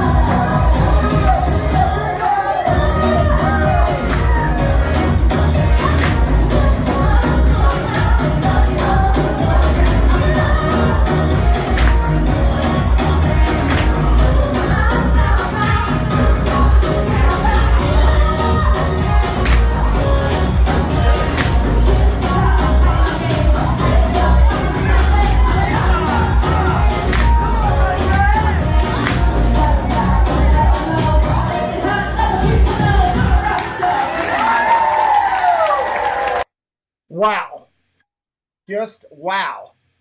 Wow. We got another friend of the channel who said he wanted to come in tonight and join us and give a little bit of feedback. So I'm going to bring him in real quick as we're sitting here. Greg, just tell me, as I'm bringing this gentleman in, just tell me about just the overall experience with that performance. I mean, I was sitting here in Maryland and I was kind of swaying back and forth. I had no idea what the actual song was, because I had never heard it before. But I'm swaying in my chair and I'm watching the people in the cast interact and dance. Yeah, and that's all your cast members that you've been interacting with throughout the whole day are down there. So the lightsaber trainers down there dancing, the band's managers there, just everybody's kind of down there having a good time. Now, look, there's two things about that one that makes it kind of weird. One is some people don't like having that Chili's vibe to a dinner that you're paying so much for. She does such an amazing performance, and it's so well done, and everybody's moving around you that it's not this cheapo performance. Like that's really, really well done, and the audio in there, the lighting in there, everything is top notch. Absolutely. And yeah, they're fun. Steve, welcome in, buddy. I asked Steve to just hang around, join us tonight. I knew Chris wasn't going to be able to make it, and Steve came in after he had a couple things going on. We're talking about the Galactic Starcruiser here. We'll get some feedback from Steve on some of the stuff he's seen or heard as we go through. A couple quick questions we had that I want to follow up on them. Is there any food items you have to pay out of pocket, or is all food included? Do you know that, Greg? From what I've seen and been there, all food was included in the cost. Okay. Elon would like to know, are you planning on going and doing the full experience? That's the $1 million question there. Let's save that one for the wrap up. To the end. Let's table that to the end here as we're doing it. We've been going through doing all the video work here. Let me make sure where I'm at here. Got to pop up. I need to see where I was at. There we go. All right. So I think we're starting to get into here the end of the show. The end of the show. And this is a major part. So two things I need to do to highlight a couple things real quick for the channel and share out our race for 100K real quick. And we want to make sure that we preface what we're doing here in the fact that that we are going to tell everybody. And Steve, let me ask you this, Steve, how much have you seen or heard today about the cruiser? Zero. I don't want to know. Tried to avoid it? Have you been trying? I'm not going to know. I'm not going to watch any of it. No? You're going to wait till you go there or what? Yep. Okay. Do you want to get out of here? No, we're doing that. We're going to show the end. Are you going to show the actual video and stuff? We got pictures and stuff. Yeah, we're going to do that. I'll see you later. Okay, I figured as much. Say goodbye to Steve, everybody. We'll see him back here next Friday with us. Good seeing you, Steve. Bye. That's why I wanted to ask, because I know Steve. Steve is very much about, I want to get the experience myself. And I knew he wanted to come in earlier, but he got a little tied up. So I thank you for trying to come in anyway. Let me ask you this real quick by Chris Dye. Is there a special menu for people, like Steve? No, I don't think there's a special menu there, Chris. Let's see here. Okay, so here's what I want to do. I want to go through and do the, real quick, recognize a couple people supporting us, do the race for 100K real quick. When we come back, okay, we're going to talk about this incredible ending, okay? We're going to talk about some things that happen at this part of the event that if you're like Steve and you don't want to know, I would exit the building, stage right. Have a good night. Thank you for being here. Hit the like, hit the subscribe, all that kind of good stuff. If you want to hear about it and you want to see firsthand, and I'm telling you, it's special, and you're going to get a couple little inside things that Greg's going to share that might answer a question from earlier in the night, then by all means, get a beverage, get a drink. I'm going to do this real quick. Stay with us. Reach out, call your mom, call your sister, start a smoke fire and do smoke signals. Open the back window and yell at your neighbor. Tell them to get over here because Greg's about to share some inside knowledge when we get back here in just a minute. Yes, Greg, be ready. I'm ready for you to share. The endings, I would say spectacular is a pretty good word. Phenomenal, spectacular, absolutely. Yeah. You grabbed it. When we come back, we'll have Greg. Let's hit these. I do these community segments. If you're brand new to my channel, I do them here every week. This is how we recognize success in the channel here. This is by Casey's Corner of the World. This is where we recognize creators for success. I want to recognize Sam Welby for 50,000 views on his channel. We recognize every 50. Congratulations to Adventures that Rock for 500,000 over there. Nice job. Sam Welby also hit 500 subscribers. Nice job over there, Sam. Winning Smiles went over 1K followers on their channel. Congratulations, Winning Smiles. Mouse Buys, 5,000 subscribers on their channel. You got 6,000 subscribers. The magic in the music. The magic in the music.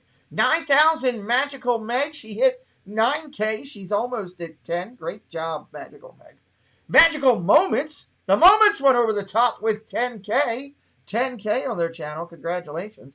And Paul's Theme Park out of California went up to 10K on his channel, which is great. I mean, Paul does a great job. I love it. You know, we try to spread the magic all the way from Florida to California, and I want to get globally eventually. That's my goal, to get bigger and do more. Magical Mail this week, I should highlight, I want to thank our friends over here at the Main Street Treat Company. They are incredible. If you want treats sent to your house, man, it's all about Main. Well, hello, fellow Disney freaks. This is Disney Connections, and I'm Rob. And I'm Melanie. And we are here to invite you to come by our channel over at Disney Connections on YouTube, where we do unboxings, box swaps, lives from the park, and sometimes we have guest speakers. We also want to invite you to come over to www.mainstreettreat.com to pick up your favorite Disney treats. Right from the park, shipped to you. Hope to see you soon. I love getting treats from the park. It's incredible. I got to do a thank you here. We joke a lot with our friends, Our Castle Life. They're featured on their channel. They're actually down in Disney right now. And they come in here a lot. They're great people. I love Andrea and Larry. They have 2 Sphinx cats that sit in the background. And I call one of them Darth Maul. Because this thing, it scares the living heck out of me. It stares at you. It knocks over computers and stuff when he gets mad. It's the most terrifying cat I've ever seen. The other day, I open up, Preston comes running in here, my son. Dad, we got mail, we got mail. It's got to be D23. It's got to be. I'm like, all right, open it up. Open it up, open it up. And what do I open up and get? This. This thing sent to me by Our Castle Life that I've been requested to put up behind me. Giant cat. Look at, I mean, come on. Are you kidding me? It's terrifying. So thank you to Our Castle Life for scaring the living heck out of me with that. And it wasn't D23. It was a Cat 23 on there. But I appreciate those guys. It's, I'll put up the cat behind me on the back wall somewhere. We'll find a spot for him. All right, let's talk about the Race for 100K, everybody. Race for 100K is brought to you by Disney Dynamics. This is where, if you're brand new to me, that we recognize creators that are over 3,000, under 100. We track them each week and give updates. This, again, I want to remind everybody, is not so that you could just go sub. I don't believe in that. If you see a channel, go check them out. Maybe they're on your viewing palette. If you check out their content, subscribe if you're going to watch their content. I know that they would love it. We'll talk to you about who this is from in just a minute. Let's go through the race real quick here. All right, here we go. Top 3 in the race right now. So close to 100K, he can taste it. Big Fat Panda, 400 or less away from it. Thank you for dropping their link, Jonathan. You got Super Enthused Jackie. She was there at the cruiser today. And Best Life and Beyond out of California, your top 3. Next racers in the race. You got Daps Magic, Theme Park O, the couple from WDW, Michael K, Disney Dave, Always Believe out of California, Corey Meets World, and Earsome Emporium, an incredible group of creators. Florida, California, the UK, all included in there. 73 down to 40. In your next range, you got 33 down to 18. Streaming the Magic was down there today over at the cruiser. You got Miss Cherry's channel. She's got fireworks behind her because she jumped over people this week. Jumped over. Congratulations. You got that crazy Disney lady here with the ears. Steve and Kai out of Cali, Vacation Exploration. Magical News Live, Leg Life out of Alaska, and LBV TV Disney. All 33 to 18K. Come on. You can't be wrong if 18,000 or more people believe you're doing something right. Lou Mongello, an icon in everything we do, one of the pioneers in this, along with Chip from Chip & Co. and so many others. He's sitting at 18K, going down to 13. You got Disney Pins blog with Ryan, Diz Cupcake with Haley, the Leffersons, they're moving on up. AID out of California, he's got fireworks. He jumped over people this week.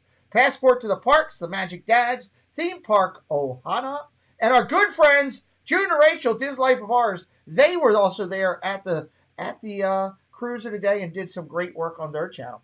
11,000 down to 8. Mouse Talk, Dave K, Magical Moments, Paul's Theme Park. Drew in the Moment. Drew will be a guest on my channel this coming week. He's just under 10K. Are you kidding me? Come on, that kid's good. Get him over. Vincent Vision, Lovin' Diz World, Magical Mega, Chasing Dreams with Mike. Right there down to 8. 8 down to 6. You can see our players in the park here. Disney Daily, Ear to Ear Magic, Brian and Amanda, Living in Diz, Mickey's Magic Meg, Diz Our Dream, Tripping with Our Turners, Attractions Live, Adults in Disney. Again, California and Florida all mixed in there in this race. Final 2 legs of the race go from the Magic and the Music all the way down to Myers and the Mouse in Your House right here tonight. Wonders of Magic, One Little Spark, JL. Dad Got Parks, Kale in the Kingdom, Mouse Vibes, Chloe and Dan, One Man Stream. A great mix of channels, all kinds of content for you to find. Finishing up our race at this point, we'll add more players in as people move out. Steve's World, he was just here. He's out the door. Dole with Dad, Rob Fuzz, Donna Jaworski, Princess and the Bear, Mickey's Girls, Midlife Fives, Orlando Guy, and Brandy and Dave. We do this every week to recognize creators. We try to recognize close to 200 different channels every week on my channel. Make sure you're coming back for that. Quick reminder before I come back with Greg and we get ready to close this thing out tonight. We want to remind you, this coming Wednesday, This Is Us will be here with us. This coming Tuesday, Kimberly Brouchard, our author of Positively Disney. You talk about 6 Degrees of Walt. She's got direct relations to Walt's family. It's incredible. Come back Tuesday and Wednesday for those two. And next Sunday, as I stated, Drew in the Moment. This coming Sunday night, he will be in the house sitting here talking with us. Can't wait to talk with Drew in the Moment. All right, again, coming back up, my guest tonight is one and only Greg. He is his own channel creator with his channel with his wife, which is an amazing channel in itself. That is the Disney Fanatics. However, he sits in the chair tonight as a representative of Chip and Co. and one of the major players in Disney social media, along with so many others. Again, we're highlighting. Chip & Co. is all about the community and about working together. You had so many great ones there. All Ears was there. I saw Molly was there, and I saw that, like I said, Streaming the Magic was there, and just so many people. We've highlighted a bunch of them throughout the night. Here's what I would suggest you to do. Go to Chip & Co., check out some of the things he's got going, get an honest opinion. If you want some more content on the cruiser, search Galactic Starcruiser. You can find all those people. Go over to Instagram and search it. It'll blow up. I mean, it literally exploded about 9 a.m. this morning with that. So it was pretty incredible. All right, let's get into the close. Now, Wait. Before we go any further, I do want to say thank you to you. You're doing such an amazing job, and I know you're mentioning that Chip & Co. wants to be part of the community, but Pete, you are the community sometimes. You're doing such an amazing job highlighting everybody.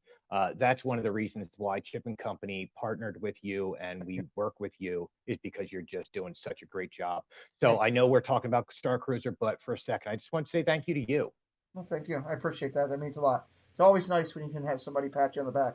And it's not your wife telling you you're doing something wrong. That's a good thing. So I appreciate that. Big time, yeah. My wife's good at that. All right, let's get into it here. Now, hold on. We got to preface this because we're getting ready to go into something. If you don't want to see the ending, if you don't want to know inside stuff, if you want to know nothing about this, I highly encourage you to turn down your volume, turn away, leave the chat, because we are going to talk about some things that we might give a little bit away. So let's just be honest, because we are talking about the entire experience. So let's go into it here. Oh, my God. This was incredible. I want your account first, and then I'll give you a little feedback. Okay, so let's start off with all of a sudden you are done dinner on the second night and you're finishing up your final experience. And your final experience is this long, you're part of the show. And what happened, it's what you've been waiting for. Like you're looking for. I think somebody asked if you're going to see past characters. Yeah, all of a sudden Kylo Ren comes out from the First Order, and he decides that Lieutenant Croy is not doing a good enough job, so he takes over the ship himself. And then out of nowhere, here comes Rey, and it's a shocking moment. And we put it up earlier when she pulls out the lightsaber and lights it up. You can, if you listen to the Chip and Co version of it, you can actually hear me go, "Oh my God," because it was just so shocking. I was not expecting, like, I've been in that room twice now when Josh D'Amaro has pulled out that lightsaber. And both times it's spectacular because as a child, I always wanted a lightsaber. It's something that we've always all wanted to see. And the technology is now getting to the point where you can make a replica and have it. And it was, now, we're referencing, for those who might not know, we're referencing a retractable lightsaber where that light literally comes. It's just the holding, the cast to hold it, and that lightsaber comes whoom, out. Oh, and sound and all. It's incredible. I was blown away by that on several people that shared that. If you're one of the people who was at the Galactic Starcruiser and you don't take that and put it into a short, you've lost your mind, because that was incredible. That was absolutely incredible. So now you got Kylo Ren, you got Rey there. Are we sharing a little thing about a special character on this one, or did I send that to you? You did not. I did not. Okay. Afterwards, I will send you my personal picture of it. Okay. One of the things you have happened to you earlier in the show is the voice of Yoda comes out while you're trying to learn how to use the Force. Yes. And it's just a voice. And it's one of those, again, if you've ever watched a Star Wars movie and had surround sound or were in the movie theater, you know when Yoda as the blue ghost is his voice will come out of your left speaker and then the right and then behind you and then the center, and it kind of circles around you. And it does that while you're in the lightsaber experience. And then all of a sudden at the end, Kylo Ren has Rey almost beat.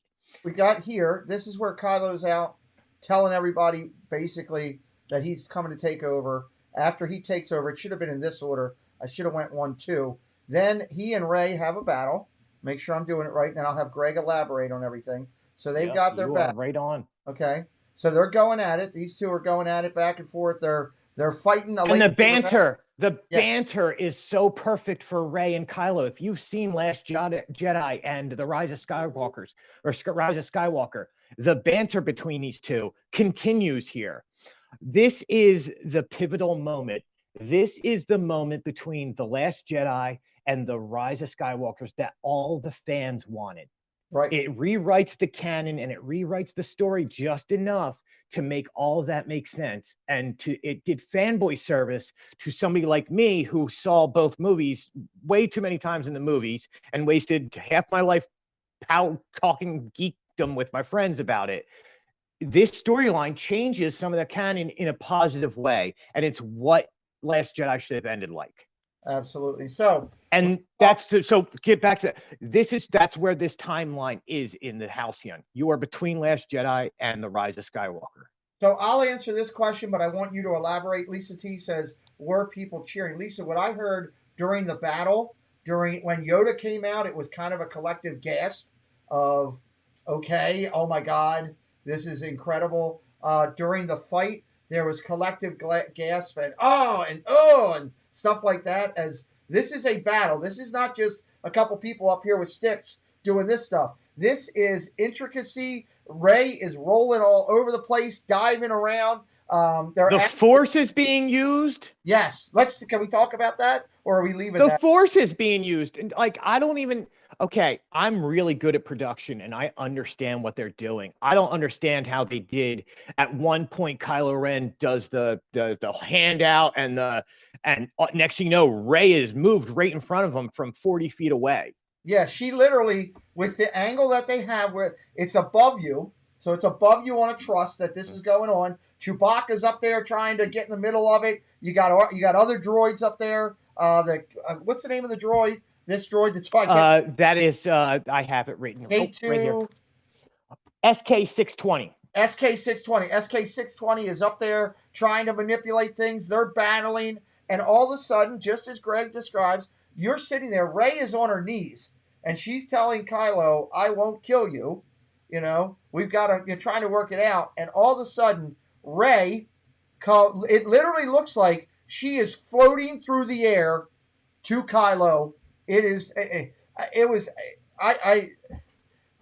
so I was impressed with this whole thing.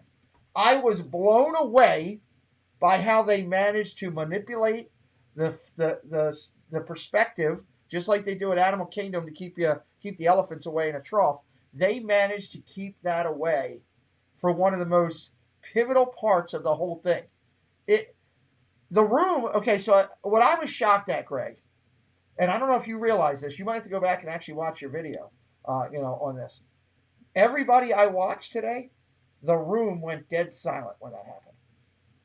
Dead. I mean, you could have heard a pin drop, Not only could you hear a pin drop, but while that's happening, you're so focused on what's going on around you that you don't notice what's going on behind you. Right.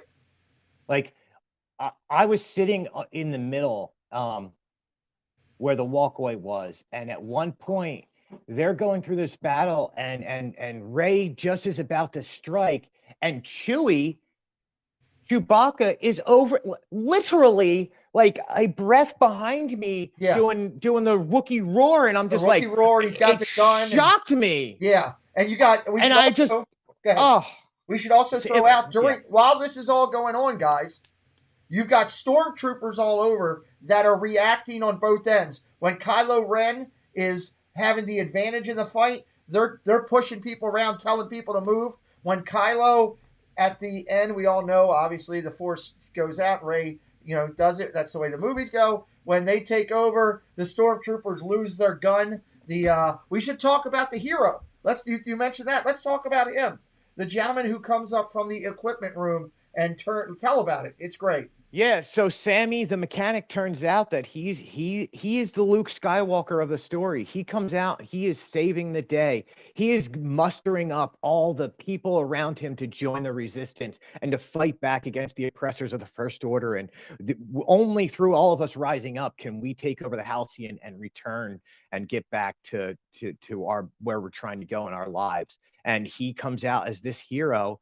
And again, Lucasfilms does it right. They tell this story, and if you have paid attention to the story the whole time you were there, he's the Luke Skywalker of this story. Yeah. And Rey is doing her thing, and then Yoda comes out, and then you have Chewbacca there. The blasters, the blasters are going off, and you can actually see the shots hit the ceiling with the little pyro. So impressive, so well done, so immersive. You're in a Star Wars movie, Pete. Like, I don't know how to express that to people. You are physically in the middle of a Star Wars movie. You are a character in the actual movie, and it's happening in real life around you. Like, if you can suspend belief of what's going on in politics or what's going on in baseball or what's going on in the outside world for 2 days, you are in a Star Wars movie. This is the most immersive experience I've ever seen in my life. And I've done media, and I've toured with bands, and I've done this stuff. I have never in my life seen an immersive experience like this. Well, and we should also highlight that as the story went on, this hero came up and did the whole Finn thing. He ends up in the final scene as they're up there fighting. One of the stormtroopers takes off his helmet, and it's him, and he puts the gun on the other troopers, and their guns are disabled. It's all part of that going on. And while we're doing this, and I'll get to that 1 second here. The other cool thing that I loved, and Greg, you could talk about this in 1 second, is that whole scene was not just like it's something right up here. This is going on all around you. 360, baby. 360 all around you. You're doing this, and you're looking around, and you literally, with this thing, one thing that I saw, and I want your comment on this, and then I want to let me do Ava quick, because I don't want to miss this, and then I want to say my comment, and I want your response.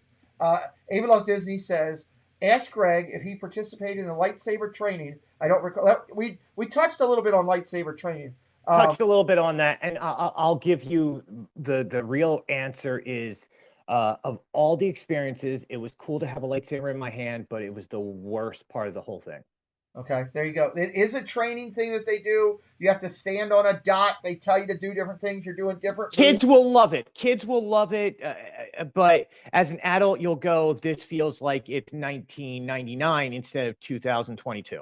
Yes, I agree with you. It was interesting, definitely better for the kids than it will be for adults. So let me throw this at you. One of the things that I felt from watching as much as I did to prepare for this tonight with you was that several times during my day-to-day, I was sitting here watching all these incredible people, and I would do, wait a minute, I don't remember seeing that before. Wait a minute, what was that?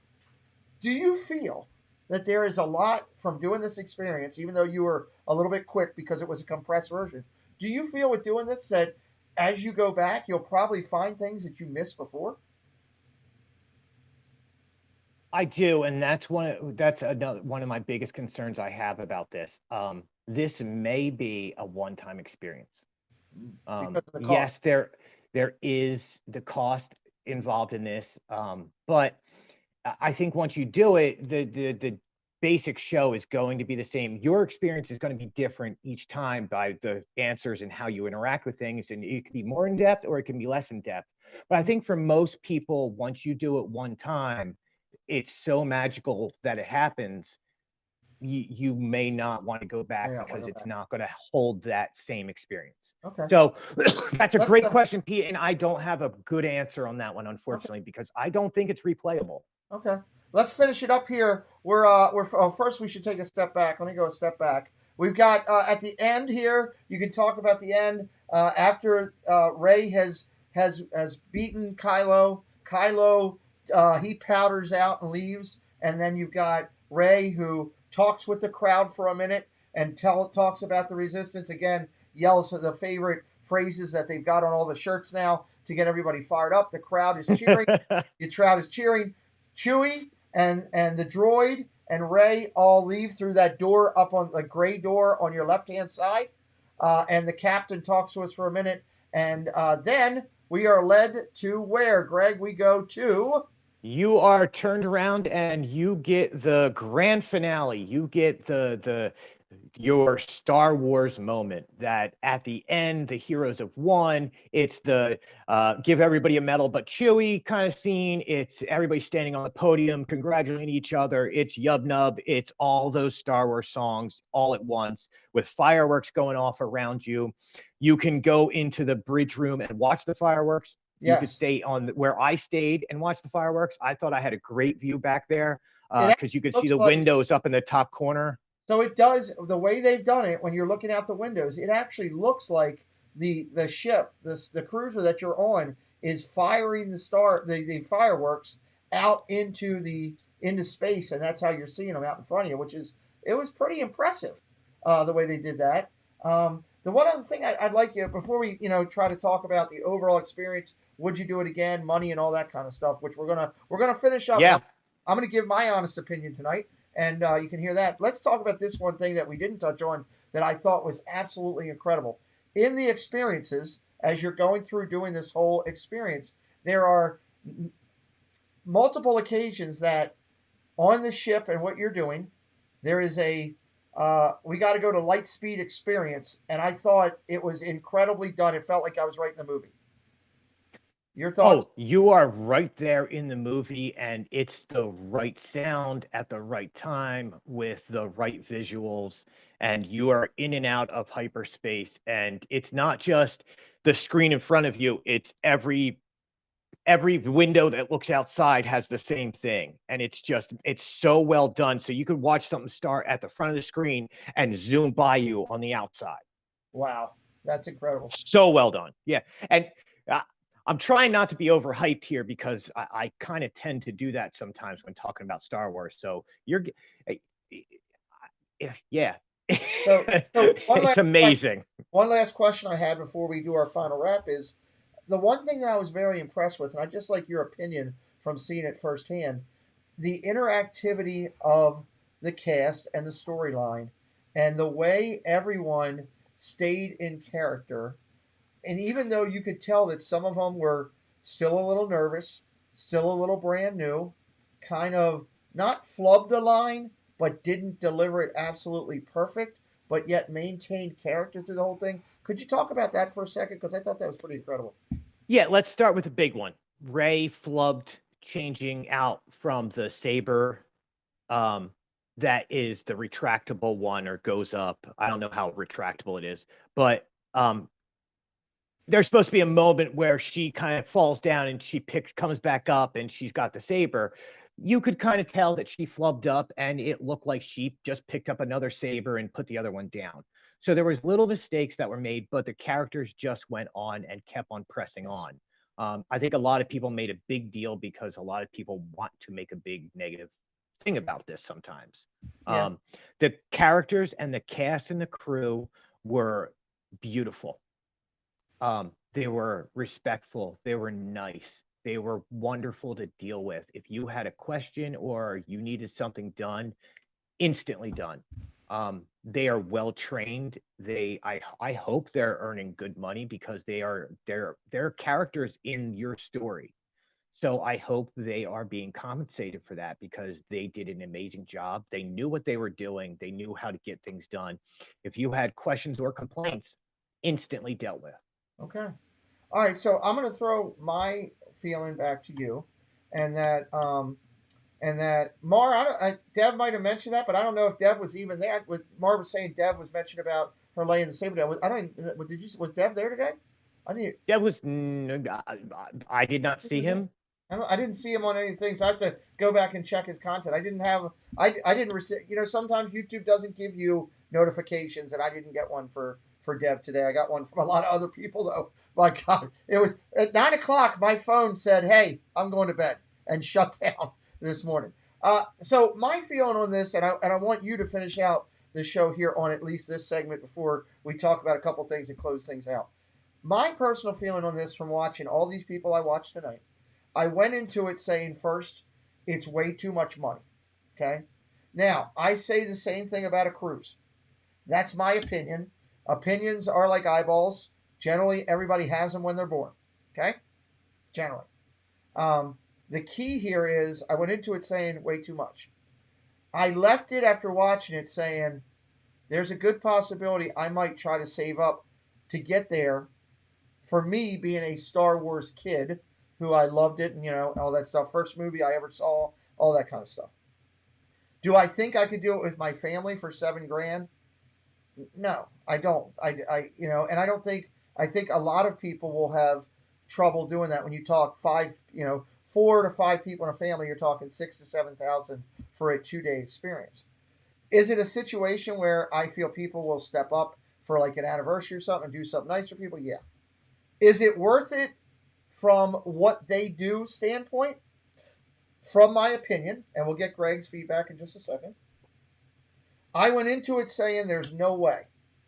I leave it saying I am thoroughly impressed with what they do, and the experience is incredible. Everything I saw blew my mind. The way that they made it feel like you were there. Would I want to do it if somebody came out and said, "Hey, we want to take a disabled guy to the park"? Yeah, I would go in a heartbeat. But it's not something there. It is amazing. Absolutely.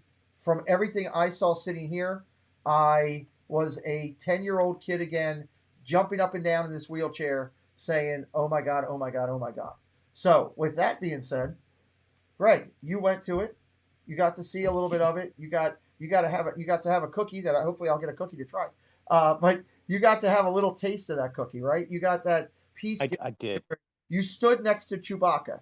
You were feet away from Rey fighting Kylo Ren. You had an experience of going in and being on the galley of that machine, as you want to call it, of that ship, and to see how it flew. You got the experience in that bar was incredible. I love that video. Absolutely love it. Greg, what say you? Where were you before? Where are you now? Before I was really hoping that we would get a media invite. And I say that with all honesty because I think, and this is going to be, I'm trying not to make it long-winded, it may be. Before that video came out that was taken down so quickly, I was all for it. A lot of people saw that video and kind of went the opposite way, and they canceled their vacation, got their deposit back. And it was a Disney video that they put out that was not done well at all. I think Preston could have done a better job. It really put a bad light, and a lot of people did cancel. So that's what Greg is referencing. So when that came out, I started having doubts, and I went, boy, I really hope Disney gives us media so I can at least look into it. And if I get free 2-night stay, I got a free 2-night stay. If I got in there for an hour, I got in there for an hour. So beforehand, I wasn't very skeptical because I also know Disney. You know Disney, when they do stuff, they normally go over the top. Lucasfilm's being involved in it. You can look at Batu and go, oh yeah, this is pretty well done. The Rise of the Resistance ride is over the top, one of the best rides in the world. So you know going into it, it has the possibility of being the best thing there is. So I was excited for it. Media came through. I did not have to go off and pay this. So which brings us to the question, would I go again? Right? Would I, after being in there for 5 hours and then talking to these people at the media event the night before and then talking to them at the media event afterwards, would I take my hard-earned money that I don't make tons, I make enough to survive off of, would I spend that to go on to, with what I know now? I've already put another deposit down, Pete. Really? You're the second. Already put it down. So you're the second creator today that said that. It's Josh and Jenna said the same thing, that they were not going to do it before, and now they're going to find a way to save their pennies and do it again. Yeah. So I put a deposit down, and it was whatever it was. It'll take me about 9 months to pay it off. It's not cheap. It's going to be a hardship, but not like I'm not going to not pay a bill. It's just going to be one of those. Hey, so I'm not going to get the extra. I spend $6,000 a year in cupcakes at Walt Disney World. I cannot eat a cupcake for a year. Well, you're my kind of guy then, right there with the cupcake thing. Let me ask this. How does that work with that? Do you make the deposit, and when you finally pay it off, then you can book your thing? No. So you basically can choose your date, and when you talk to the people who book the Starcruiser experience, which is different than booking your resort stays and all that stuff, you put down 20% of whoever's going.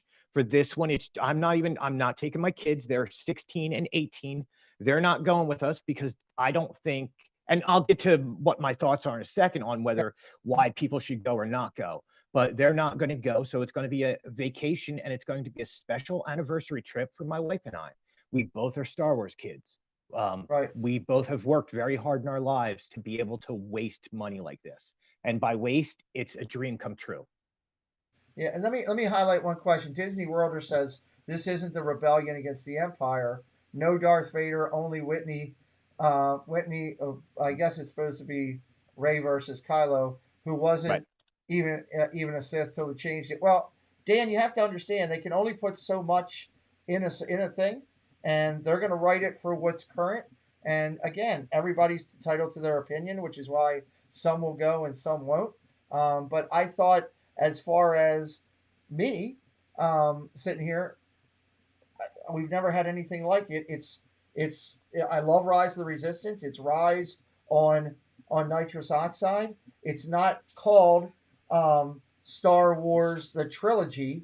It's called Star Wars Galactic Cruiser, and it's for that storyline that they're telling. And what I've read, I don't know if this is true or not, or still is true. I read initially when Walt Disney Imagineering came out, they said they're going to come out, but 2.5, 3 years down the road, they could change the whole storyline of the trilogy around to be different parts of it, or even the newer parts of it. So the good thing is everybody's entitled to their opinion. I respect Dan's and everybody else in here, and some people are going to love it. Some are going to hate it. Some are going to be neutral. Some are going to say this is something I want to do. Some are going to say never. And you know what? Here's the thing.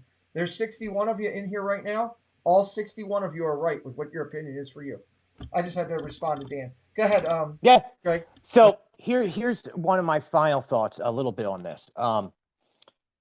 This is I made a pro and con list a little bit earlier, and my pro list was like 27 different things. My con list was 4.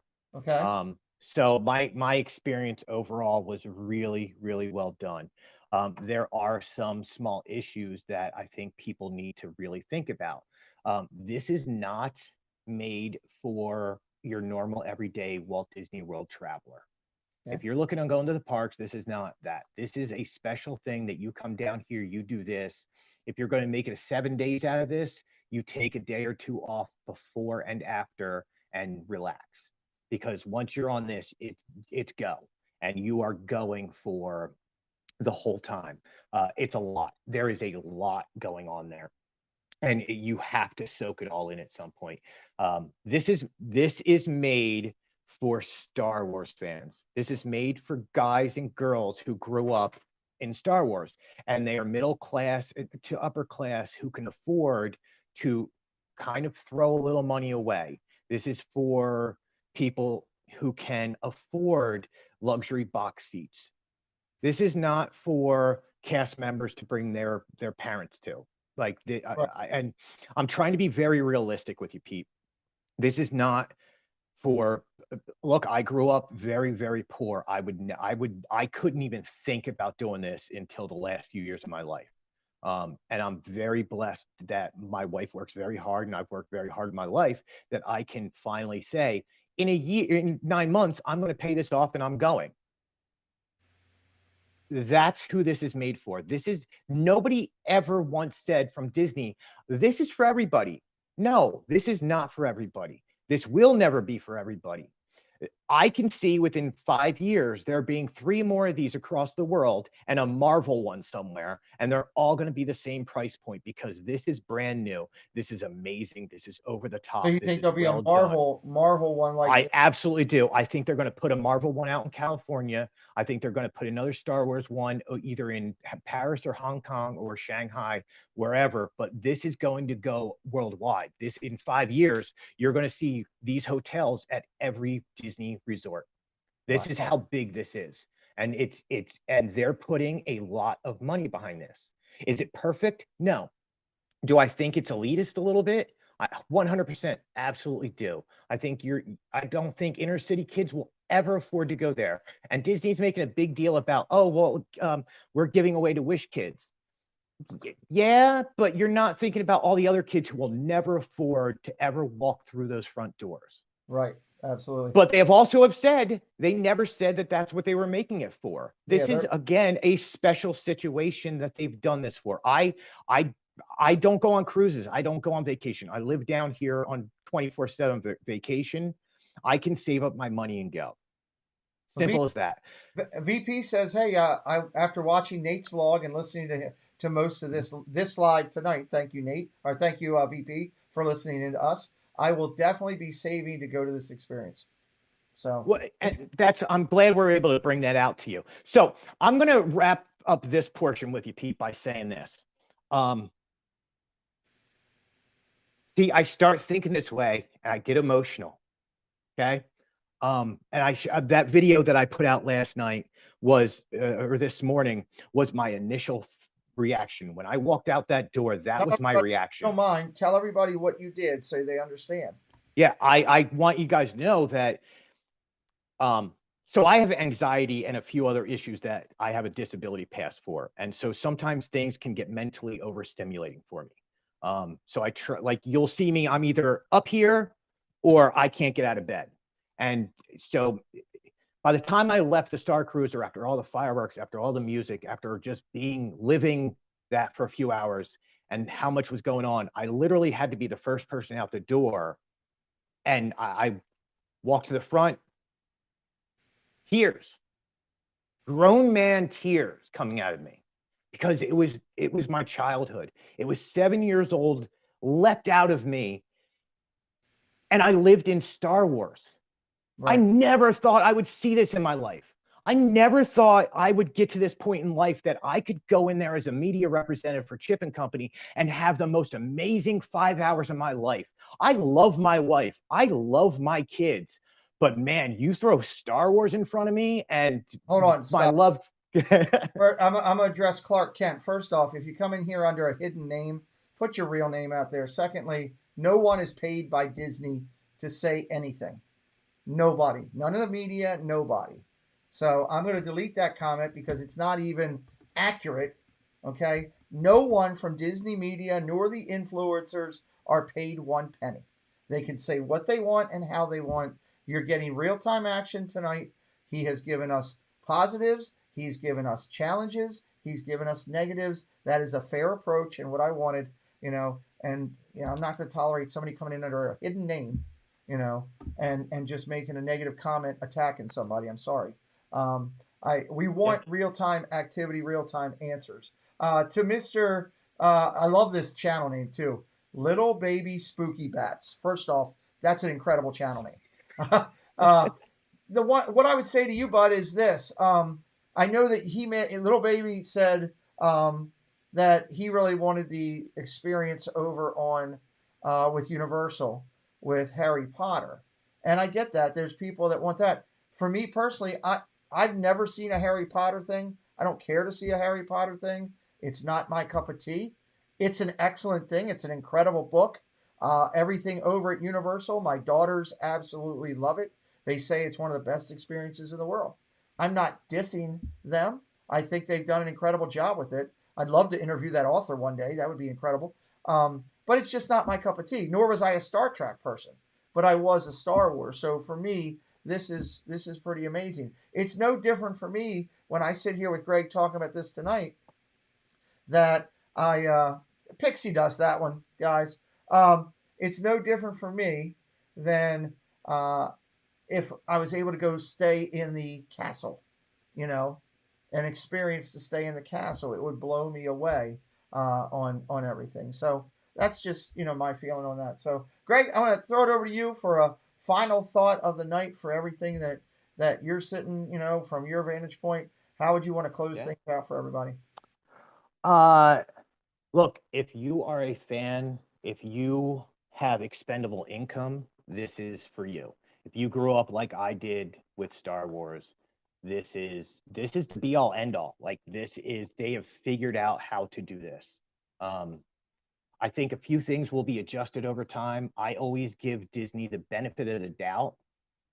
They normally will fix issues like this. This has nothing to do with ticket prices. This has nothing to do with what they do at the parks. This is just this Starcruiser. Right. That's all we're talking about. This is backed by Lucasfilms. Okay. This is backed by Disney as a whole. If there's an issue, they're going to fix it. There are some issues right now. So I'm going to give them a few weeks. This is week 1. Yes. I'm telling you, and I can't articulate how much it will overwhelm you as a Star Wars fan to walk in there and live this dream.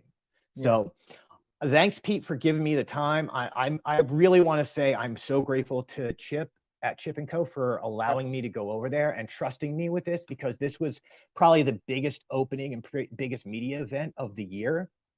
I think Guardians of the Galaxy will be pretty special. I think that'll become up, but that's just one ride. Yeah.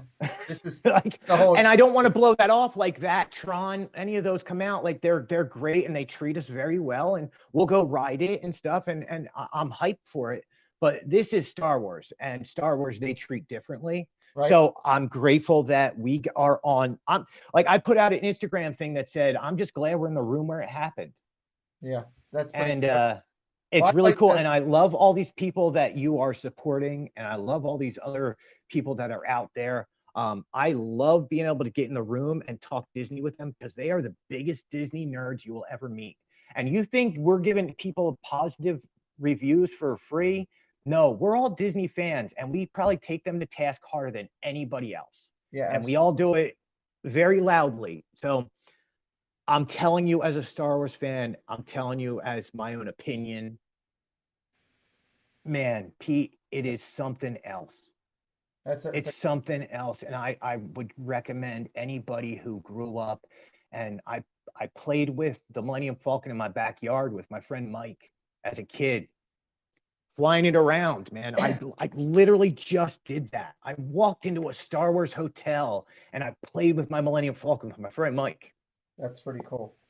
Well, my thing is, I'll finish it with this: is saying, listen, and then I'll do a final thought also here for you as well.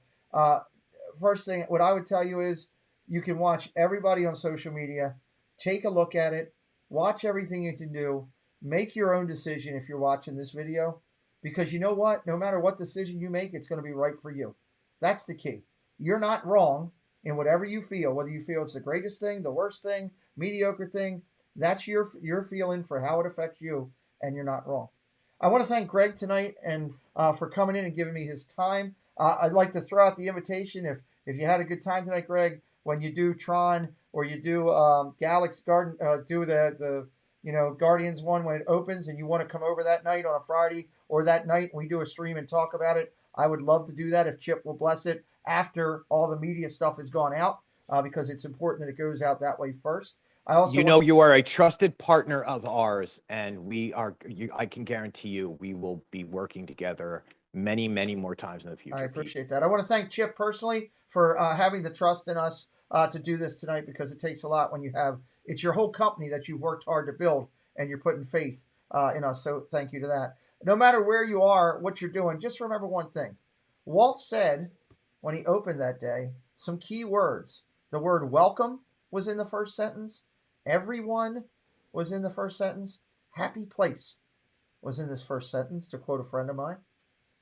That's the key things we're looking for. Happiness, welcoming to everyone, celebrating the Disney magic. Whether I'm doing sports or I'm doing Disney, I'm always trying to bring the Disney magic through my channel. We want to help others. If you'd like to have your channel recognized on mine, reach out to me. If you hit an accomplishment, reach out to me and let me know. If you got pictures of yourself in the parks, whether it's with friends or with other creators, send them to me. Let me share them out on our social media. I highly encourage everybody to go over and join the Discord. If you're already part of the Discord, put it in the chat. Put it over there. I'm in. Put in the chat. I'm in. Let how many people know are over there already talking Disney, talking sports. We would love that.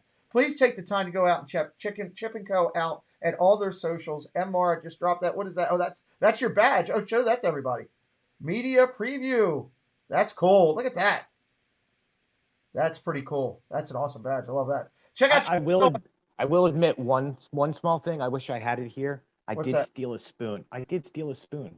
I'm not talking about that. I'm not getting in trouble with Disney for your kleptomaniaism. Look at all the people that are already there into the Discord. We got a lot of people over there. Please drop the links for that Discord again. MR just dropped it. Go over to the Discord. Join us for conversation over there as well. Follow our good friend Greg with his channel, Disney Fanatics. You'll get all the energy, all the impact when Greg and Holly go out into the parks and do their content. They're working hard to build their own little community on their channel and be part of the bigger community outside of the Chip and Co thing. It's not an easy thing to do. It's kind of like being an Instagrammer and trying to come over to YouTube. It's a tough run, and they're trying to do it as two separate things, and Greg does it with the utmost professionalism to Chip and to what he does, and I respect that immensely. And again, congratulations on your guys' success. You are absolutely destroying it over on Facebook. Over 500,000 people following you, or 500,000, not 500,000, 500,000, I think. And I don't know how many you got on Instagram. We're at 1.25 million. How much? 1.25 million between our three Facebook things. Our Instagram is 140,000. 140 on Insta, 1.25 combined on their Facebook. That's incredible, guys. 1.2 million people have said this is a good thing to do. I remind everybody as I close out all the time, first off, come see me Sunday night as I interview Drew in the Moment. That will be a fun night. He's a good guy. You can help your creators by tubing it up. It's a coin phrase that I use all the time here. It's very simple. If you go into a vlog or you go into a live, hit that like if you're enjoying what you're watching. Share out the stream. Help your creator. The more people that know about it, the more people come in, the more times your creator might go. If you're really liking what this creator's doing, hit that doggone button and subscribe to him. I guarantee if your creator wakes up in the morning and finds a couple more people there, just might do another video. That would be pretty cool as you're going through. And then leave a comment. Leave a comment on this video. Tell us what you liked, what you didn't like. As long as it's family friendly and respectful, I leave them there. We try to give you an honest opinion here. And finally, I finish with the 10-minute challenge for 2022. No matter what YouTube creator you go into, give them 10 minutes of your time.